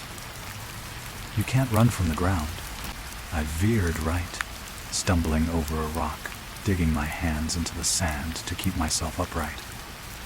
Help, I screamed into the night. Somebody. The desert swallowed the sound. No cars. No lights. No wind. Just the tapping. Growing louder. Closer. Faster. Then, a figure emerged from the sand behind me. Not fully. Just the head and shoulders of the adult who'd spoken earlier. His face gray and cracked. Eyes bright with hollow recognition. Hair filled with dust, like an old photograph. He rose without lifting the earth around him, like a memory forced into the present. You left us, he whispered again, but softer now, almost sorrowful. I can't help you, I gasped. I don't know how, Razart. You do, he said. You just forgot. In Quarterdist, the ground beneath him surged, a tidal swell of dust and stone. A much larger shape moved below the surface, rising faster, heavier, angrier. The child's voice echoed from far behind. Run, he's almost up. I bolted. And this time, something chased. Not footsteps. Not tapping. A full-bodied drag of something immense breaching the earth. Sand burst upward behind me in violent sprays. I didn't look back. I couldn't. The highway lights finally appeared ahead, tiny golden specks growing brighter with every desperate stride. Behind me, the deep voice roared through the desert. Open it. That's 17 to the store. I reached the asphalt, stumbling onto the road. A passing truck blared its horn, lights flashing across my face. I waved both arms frantically. The ground behind me erupted in a spray of dust. And then, everything went silent as the truck skidded to a halt. When I looked back, the desert was smooth, untouched. No footprints, no cracks, no tapping. Only one thing remained on the ground where I'd run. A small wooden miner's tag, half buried in the sand. Stamped with a number, 247, and carved crudely, shakily beneath it. You left us again. Tizist. The truck driver leaned out the window, torch in hand, shouting something I couldn't hear over the rush of blood in my ears. His voice reached me only after a long, delayed moment. You all right? What happened out here? To rescue away.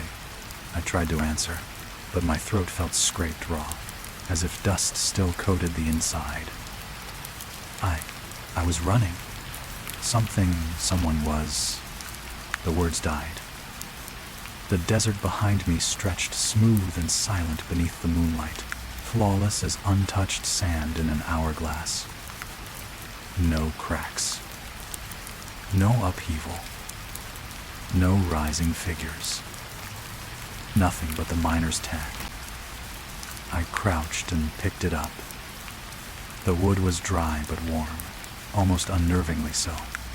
The carved words, "You left us again," pressed into my palm like a brand. The driver frowned. "You dropped that. If you wanted—" "No," I whispered. "It was left." "Okay." I turned it over. Fresh scratches, tiny, frantic lines ran across the back. At first I thought they formed nothing, a mess of marks left by a panicked hand. But then I saw it. A direction. A simple, crude arrow, pointing east. Toward Utah. Toward the empty stretch of Highway 50 I still had to drive through. Toward deeper desert, older ground. The driver gestured. "Come on, I'll take you into Ely. You look like you've been through hell. Fire." I slid into the passenger seat, still gripping the tag. The truck rumbled back onto the highway. For the first few minutes, nothing happened. The hum of the tires, the faint vibration of the engine, ordinary sounds, comforting in their mundanity. The driver tried making conversation, but his voice felt distant, muffled, as though I were listening through layers of sand. I looked down at the tag again. The carved arrow had changed direction. Now it pointed forward, down the road. The wood heated in my hand, subtle at first, then unmistakable. The driver noticed my stiff posture. "What's wrong? Is this Surrey?" I didn't answer. Because outside the window, in the beam of the truck's headlights, the desert floor began to rise in tiny pulses, small bulges of earth lifting, then settling, as if something underground were keeping pace with the truck. The tapping started again. Tink, tink, tink, faster, growing, following. The driver didn't hear it, but I did.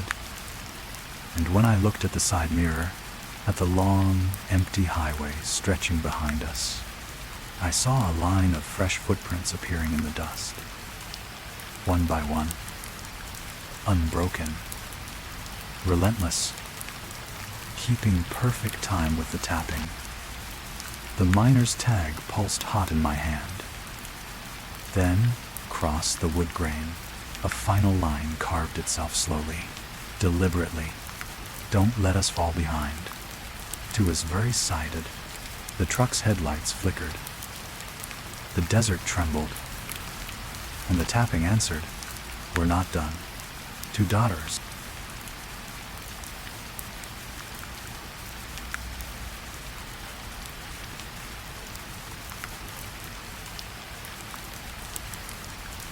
Story 6. The Room Behind the Station, Wyoming, 2006. I pulled off I-80 just before 1 in the morning, the Wyoming winter carving long white lines across the highway. The High Plains fuel stop should have been open. Google said 24 hours, but the forecourt was dark, the pumps half lit by a dying canopy bulb that flickered like a heartbeat losing interest. I stepped out of the car, boots crunching on thin ice. The cold here doesn't sting. It settles slow, heavy, like someone placing a hand on your chest. The station building was locked. No clerk. No lights. Just a faint buzzing from a neon open sign that definitely wasn't open. Then I heard it. A sound drifting across the lot, so soft I almost missed it under the wind. A crying, thin and tired, like someone had been at it for hours. Not loud enough to be panic. Not quiet enough to be imaginary. The sound came from the side of the station, where a narrow passage led to a small annex building, maybe a maintenance room, maybe a staff dorm.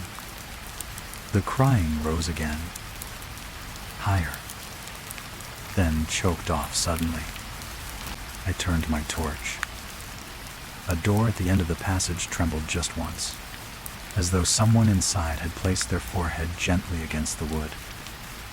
Then a whisper seeped through the cold. "Did you come back for me?"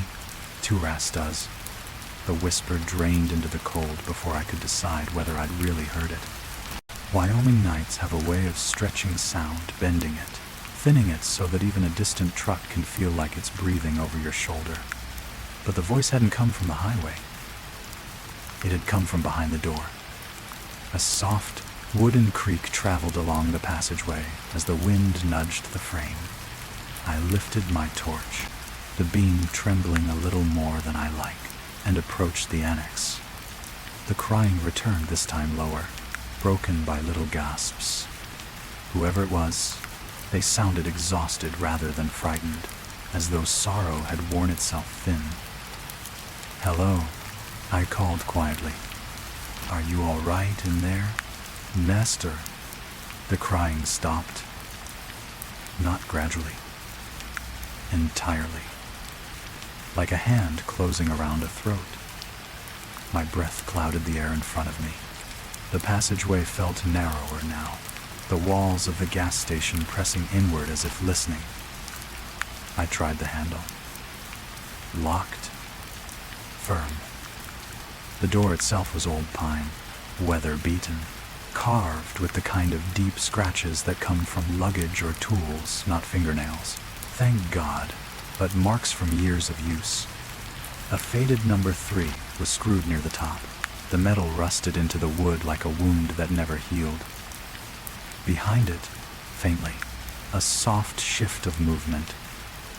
Fabric brushing. Feet adjusting. Someone standing just beyond the threshold. Then, a second sound. Not crying. Not whispering. A slow, steady tapping, like fingertips sliding across the back of the door. 3 taps. Pause. 2 taps. I stepped back instinctively. "Can you open the door?" I tried again. No answer. Only the tapping, continuing now with an odd rhythm, as though the person on the other side couldn't decide whether they wanted to knock or trace the grooves between the wooden panels. I leaned closer, pressing one ear gently against the door. The wood was cold enough to sting. At first I heard nothing, just the faint hum of the dying neon sign around the corner. Then, a subtle exhale, right behind the wood. Slow, measured, too close, followed by a whisper, barely forming shapes. "You left, you left, you left." My eyes snapped open. "I haven't been here before," I whispered back before thinking. "I don't know who you are. Is it Destovir?" The crying resumed, but not loudly. Not pleadingly. A soft, disappointed weeping. Almost resigned. "You always say that." A chill slid under my coat and along my spine. I stepped away from the door, turning my torch toward the station office again. The windows were dark. The pumps dead. The entire forecourt felt abandoned, as though the world had quietly looked away. But something else caught my attention now. A faint light leaking from the annex's side window. Dim. Yellow. Fluttering like a candle behind frosted glass. Someone was definitely inside. I circled around, crunching through thin snow, until I reached the window. The frost blurred everything, but I could just make out the shape of a small room, an old cot, a metal chair, a shelf lined with cleaning supplies. And in the far corner, facing the wall, was a hunched figure. Shoulders trembling, head bowed, rocking. Slowly, the crying came from them. But the whisper by the door, the one asking if I'd come back, had come from somewhere else. Somewhere closer. Somewhere nearer to me. The wind breathed down the length of the building. The door creaked behind me. And then, from no direction I could name, a soft voice drifted into the frost. "Don't leave again." The voice that floated through the frost didn't belong to the hunched figure in the corner. I knew that instinctively, the way you know which part of a house is empty, even in pitch dark. The weeping inside the room continued at a steady, wavering rhythm, but the whisper that said "don't leave again" felt nearer, as though it came from just behind my shoulder. I turned slowly. Nothing stood there. Just the side of the annex building, rough pine panels trembling lightly in the wind. Yet the whisper had been close enough that I felt the faint shape of breath along the back of my neck. I stepped back toward the window, trying to steady myself. My torch beam cut a soft arc across the frost-glazed glass. The hunched figure rocked in that same slow, tired rhythm, shoulders lifting, falling, lifting again, each movement accompanied by a thin, worn-out sob. Whoever they were, whoever was crying, they hadn't moved an inch since I first saw them, which meant they weren't the one walking behind me, or speaking behind my ear. I pressed my palm lightly to the window. The glass was warm. My breath faltered. Out here in the December Wyoming cold, nothing should have been warm. Nothing.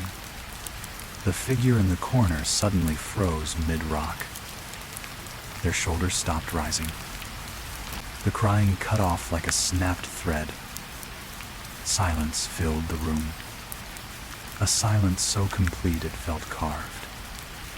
I leaned closer, trying to see their face, but the frost blurred everything except the shape of their spine, bent in a deep arc toward the wall.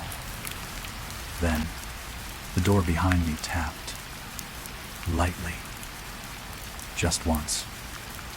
Tap. I turned, torch swinging with me. The old pine door with the faded number 3 trembled gently against its frame, as if a fingertip had just left it. Another tap? Softer. Tap, tap. I approached the door again, my hands cold and useless. The wood smelled faintly of dust and old detergent, like something half forgotten but recently disturbed. "Who's there?" I whispered. The door answered by shifting inward, only a fraction, the latch rattling lazily in its housing, not pushed by someone inside, but nudged by someone standing much closer on my side. I stepped back. My breath came out in a long cloud. Then the voice slipped out from the thin space between the doorframe and the darkness beyond it. "Why didn't you use the key?" A weight settled into my stomach. "I don't have a key." The whisper came again. Broken. Confused. Almost hurt. "But you left it." The crying inside the room resumed, but warped now. Fainter. Not from the same spot. The hunched figure had moved. I blinked hard and leaned toward the window again, through the frost. The cot was empty. The chair was empty. The corner was empty. The figure was gone. A soft line of crying drifted from the far side of the room, near the door, as though whoever had been weeping was now standing inches from the other side of the wood. The door quivered gently. Once, twice. A breath leaked through the thin seam. I stepped away slowly, heart beating in a tired, dragging rhythm. Yes, a voice whispered from directly behind the wood. "Right there. Crestacastering. Then the handle turned. Just a quarter inch. Just enough for me to hear the soft rasp of metal against metal.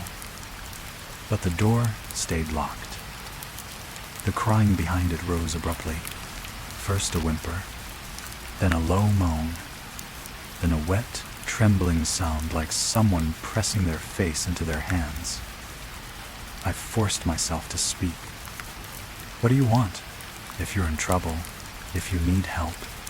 "We needed help before," the whisper said. "And you left." Enquire. My throat tightened. That wasn't me. Protections. A pause. Then the crying stopped again. So suddenly the silence knocked against my eardrums.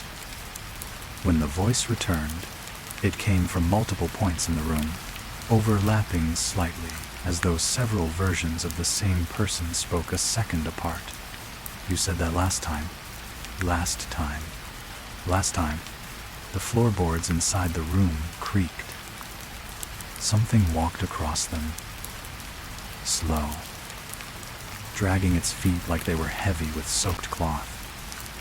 The shadow under the door thickened. Not quite a shape, but a weight pressing downward. Then the whisper slid directly under the door, threading itself with the cold air.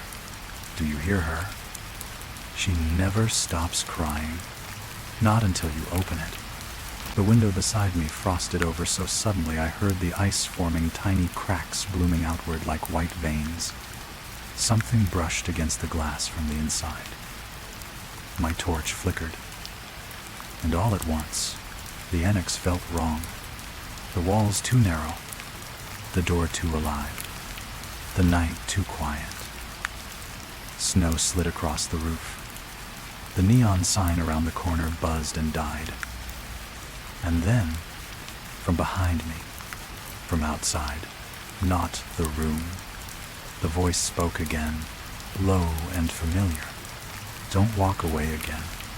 As ever wise, I turned and saw a shape standing at the far end of the gas station forecourt, motionless, watching, a silhouette too thin to be a man, too still to be living. The silhouette at the far end of the forecourt didn't move, didn't sway, didn't tremble in the wind the way a person should. It stood in the thin spill of moonlight, stretched unusually tall, though its outline was narrow as if someone had cut the shape of a person from dark cloth and pinned it upright against the night. I raised my torch. The beam barely reached halfway. The cold seemed to swallow the light before it touched the figure. Behind me, the crying in room 3 thinned into a soft, broken loop, a gasp, a hitch, a trembling inhale, almost like someone trying to catch breath they no longer owned. The silhouette spoke, not loudly, not with force, just a quiet, steady sound, like someone leaning close to a microphone in an empty room. "You didn't come last time." I froze. The voice wasn't carried by the wind. It was placed carefully into the air between us. Too close, despite the distance. "I don't know what you think happened," I said, my breath forming a small, shaking cloud, "but I wasn't here. I've never been to this station." His silver, the silhouette tilted its head.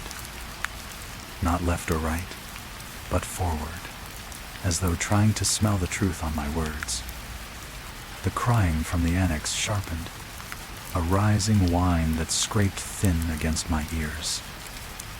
Then the door behind me shuddered. Once. Hard.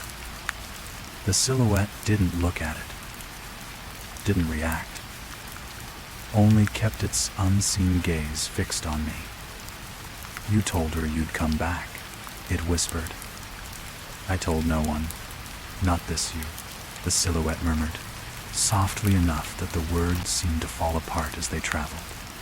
"The other you, they..." My pulse faltered. Another me.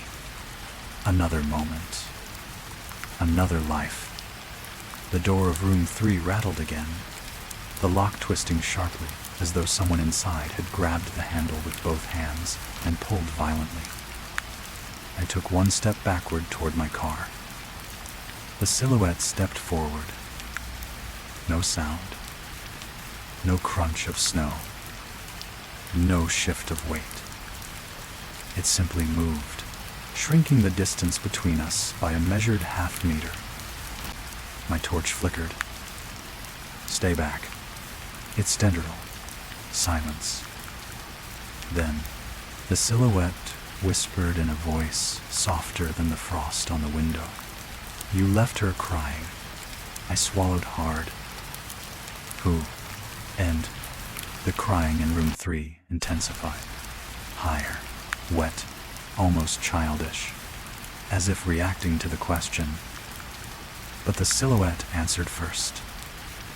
The one you were supposed to open the door for. Dangrid Spursent Helv. A cold ache curled inside my ribs. I forced myself to turn the torch back toward the annex window. The frost was thicker now, the glass entirely opaque.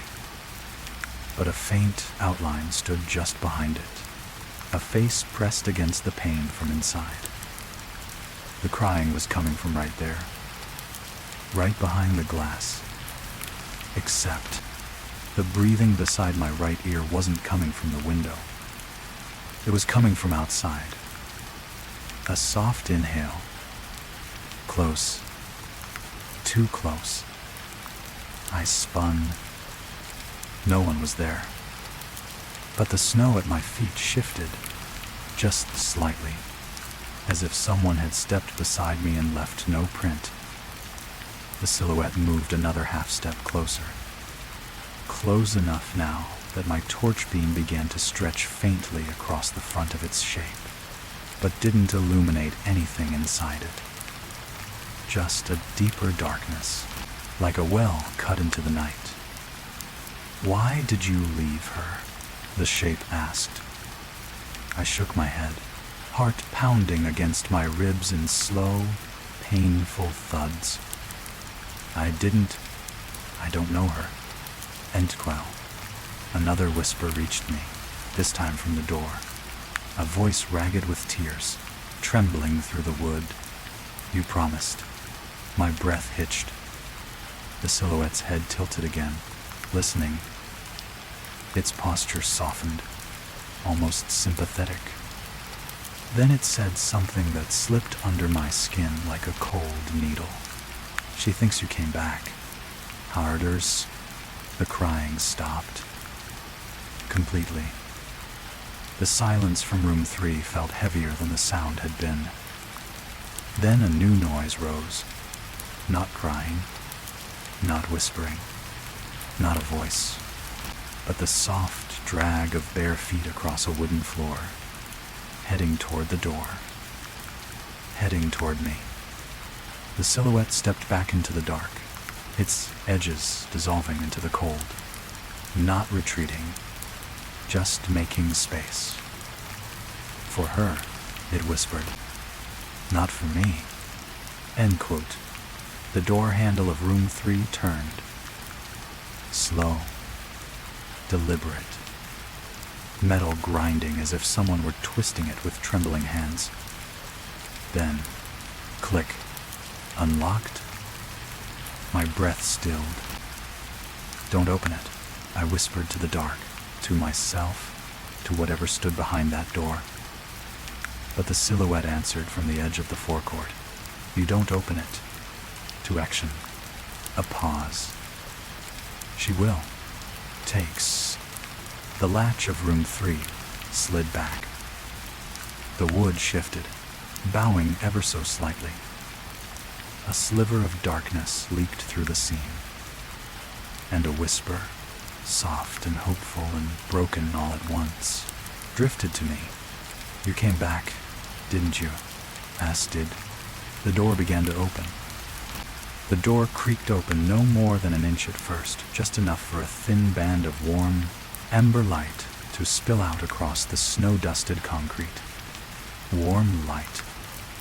It felt wrong in a place this cold.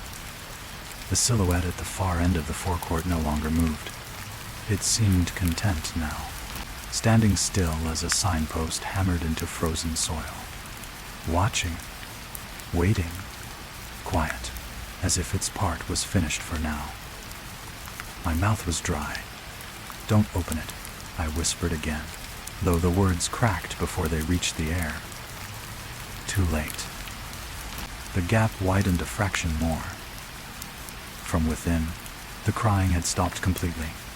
What filtered out now wasn't a sob or a whisper, but simply breathing. Soft, rhythmic, the kind of breath someone makes when standing very close to a door close enough for warmth to seep through the cracks. "Please," I said quietly, unsure who I was speaking to anymore. "Just tell me what you want." "First dime," a voice answered, gentle, fragile, shaped by the cold. Not to be alone. And for way. Something in me softened at that. A small piece, but enough. Maybe it wasn't a ghost. Maybe it wasn't a shadow or a memory or something twisted by the Wyoming winter. Maybe it really was a person. One who needed help. One abandoned in an empty station on a frozen highway. I stepped closer.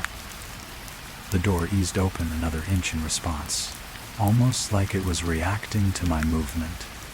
Not pulled, not forced, just following. The warm light inside glowed steadily now, illuminating the frost rhyming the window beside me. The glow softened the harsh angles of the wooden frame, turning the annex into something that looked almost domestic. A room someone might sleep in. A room someone might cry in. A room someone might wait in. The silhouette at the forecourt faded into irrelevance. For the first time since arriving, the annex didn't feel hostile. Just lonely.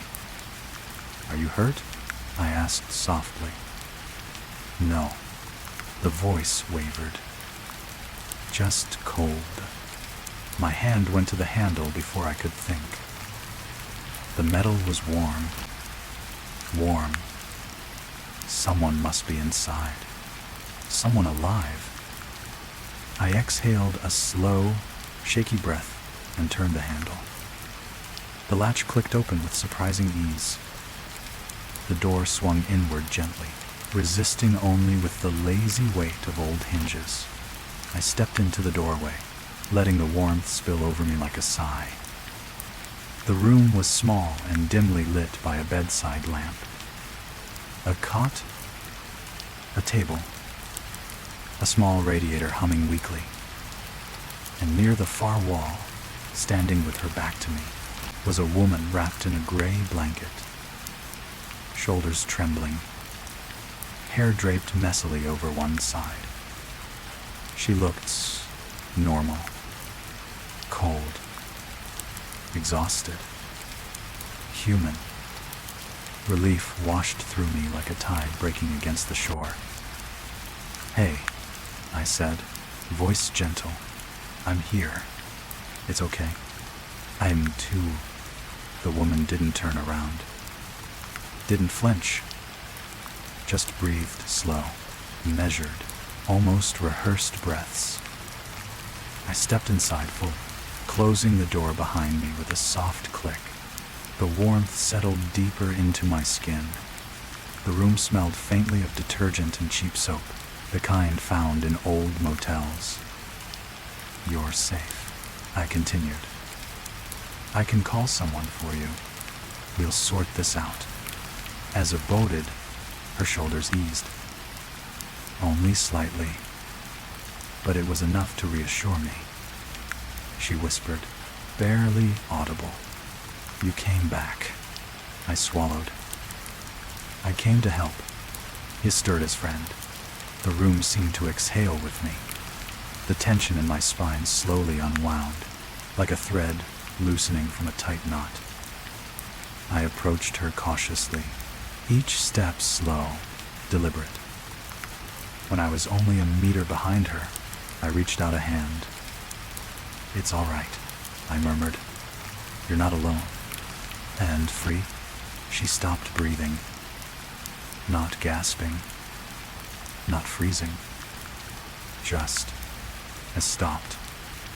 The room suddenly felt heavier. The warmth clung too tightly, like air saturated with someone else's breath. I let my hand fall. "I didn't think you'd really come," she whispered, voice low and trembling.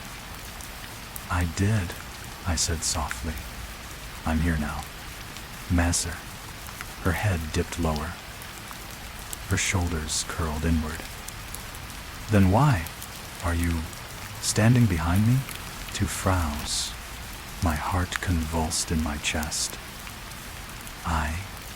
But the words caught. Because I was behind her.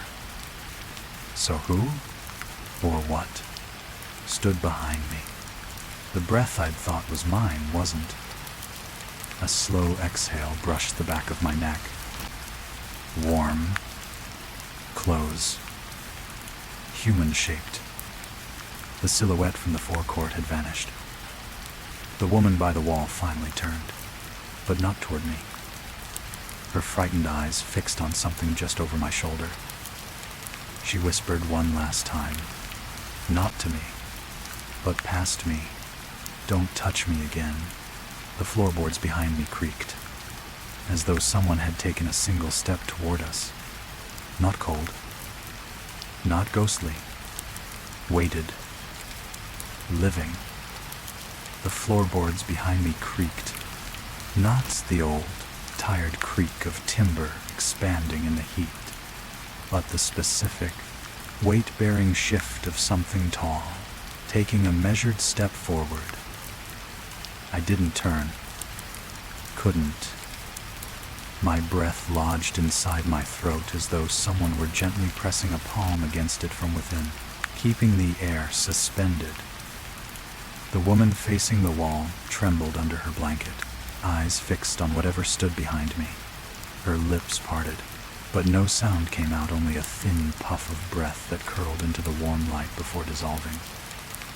The presence behind me moved again, not closer this time, but sideways, like someone circling a frightened animal in a dim room.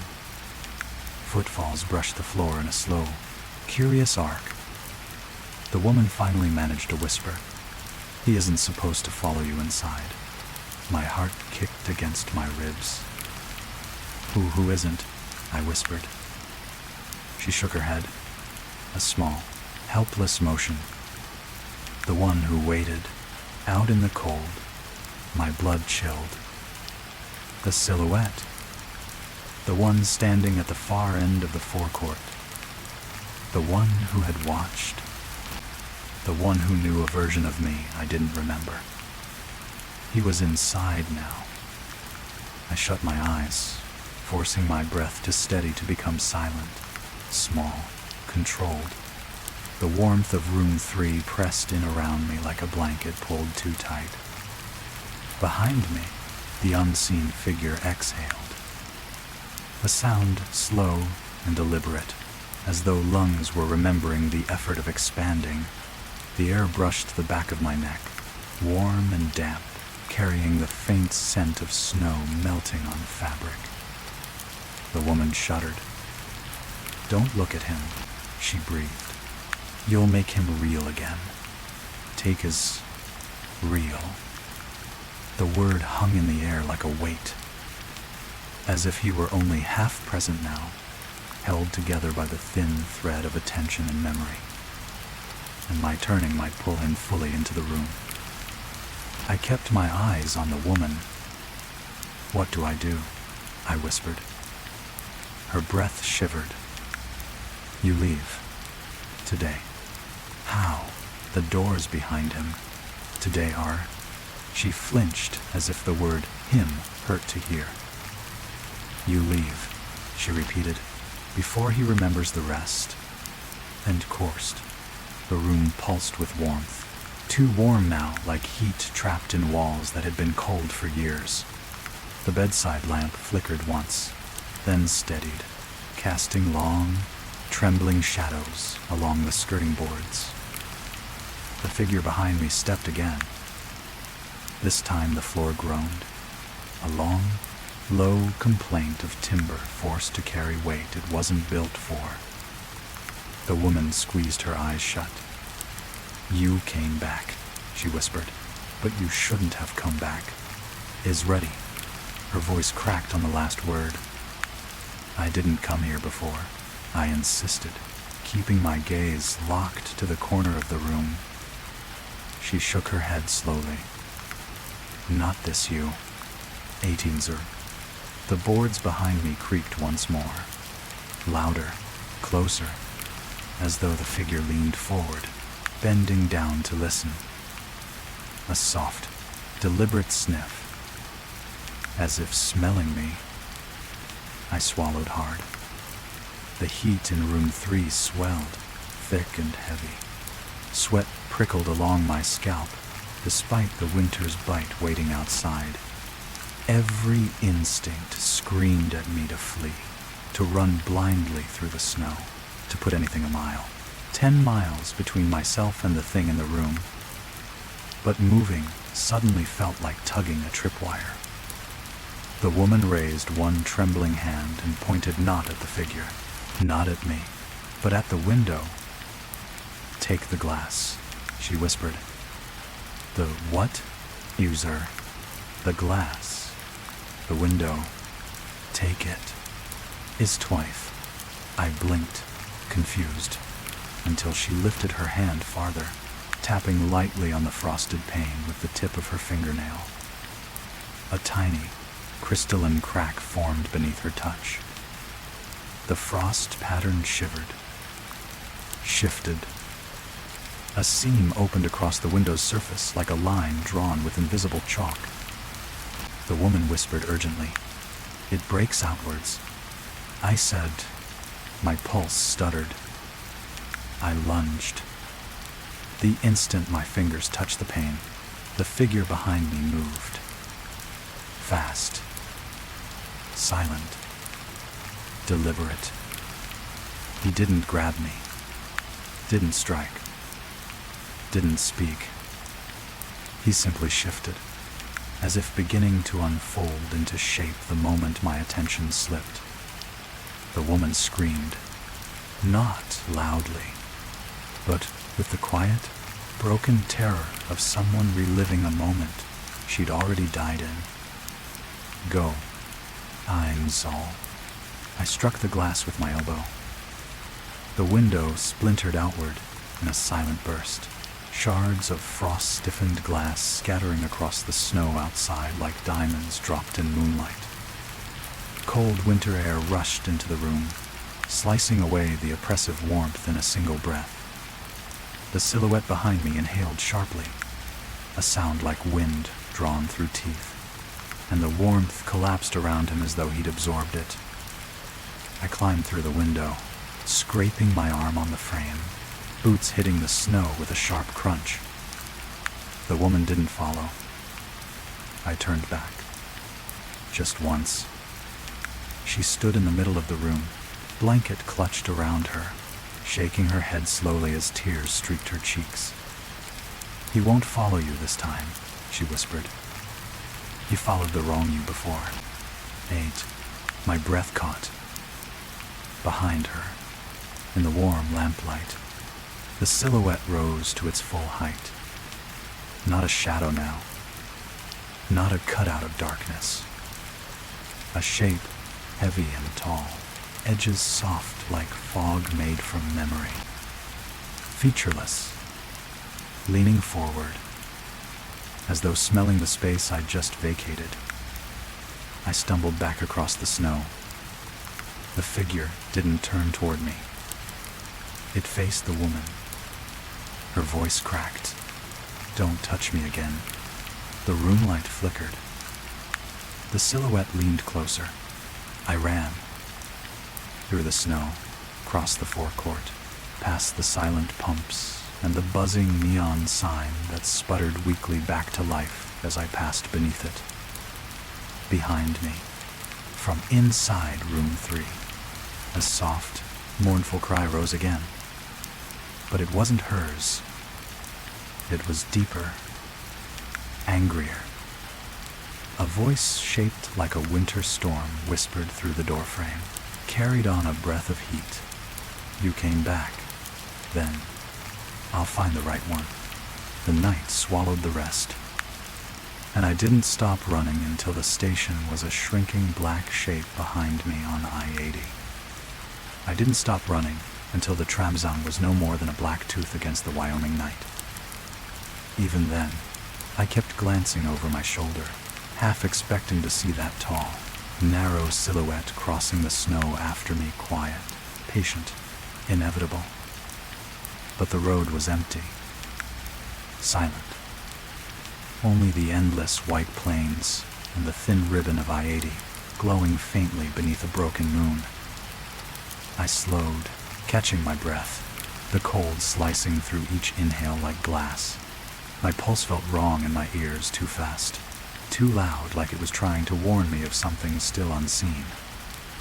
Then I realized I was still holding something. In my right hand, clenched so tightly my knuckles ached, was a scrap of fabric. Thin, gray, frayed along the edge. The woman's blanket. I didn't remember grabbing it. A wind gust pushed across the highway, carrying the bite of fresh snow.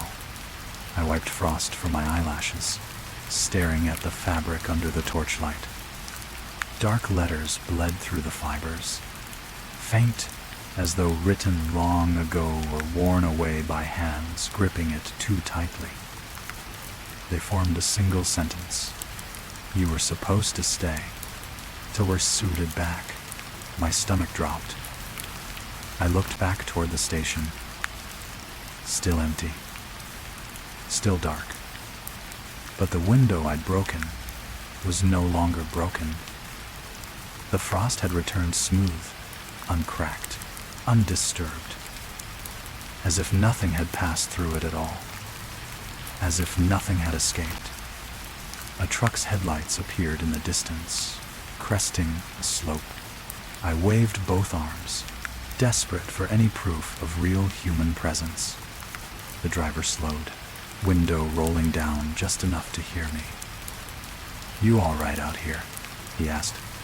Why are you walking the interstate at this hour? Take us. There was a woman, I stammered. In the room.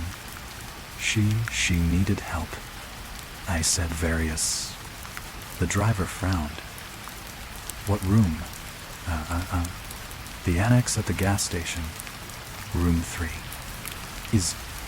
My breath fogged into the cold. There was someone inside, crying. 80 alls, guys. He shook his head slowly. That station shut down in 98. Power's cut. Rooms are empty. No one's lived there in years. End quote. My voice died. He added, almost gently, no room 3 either. Only 2 storage closets left standing. It's 7. My fingers tightened around the scrap of gray fabric. It pulsed warm, once soft, like a small hand squeezing mine. I looked down. New words were forming on the cloth, shaping themselves along the fibers in slow, trembling strokes, as though written from the inside. You left me again.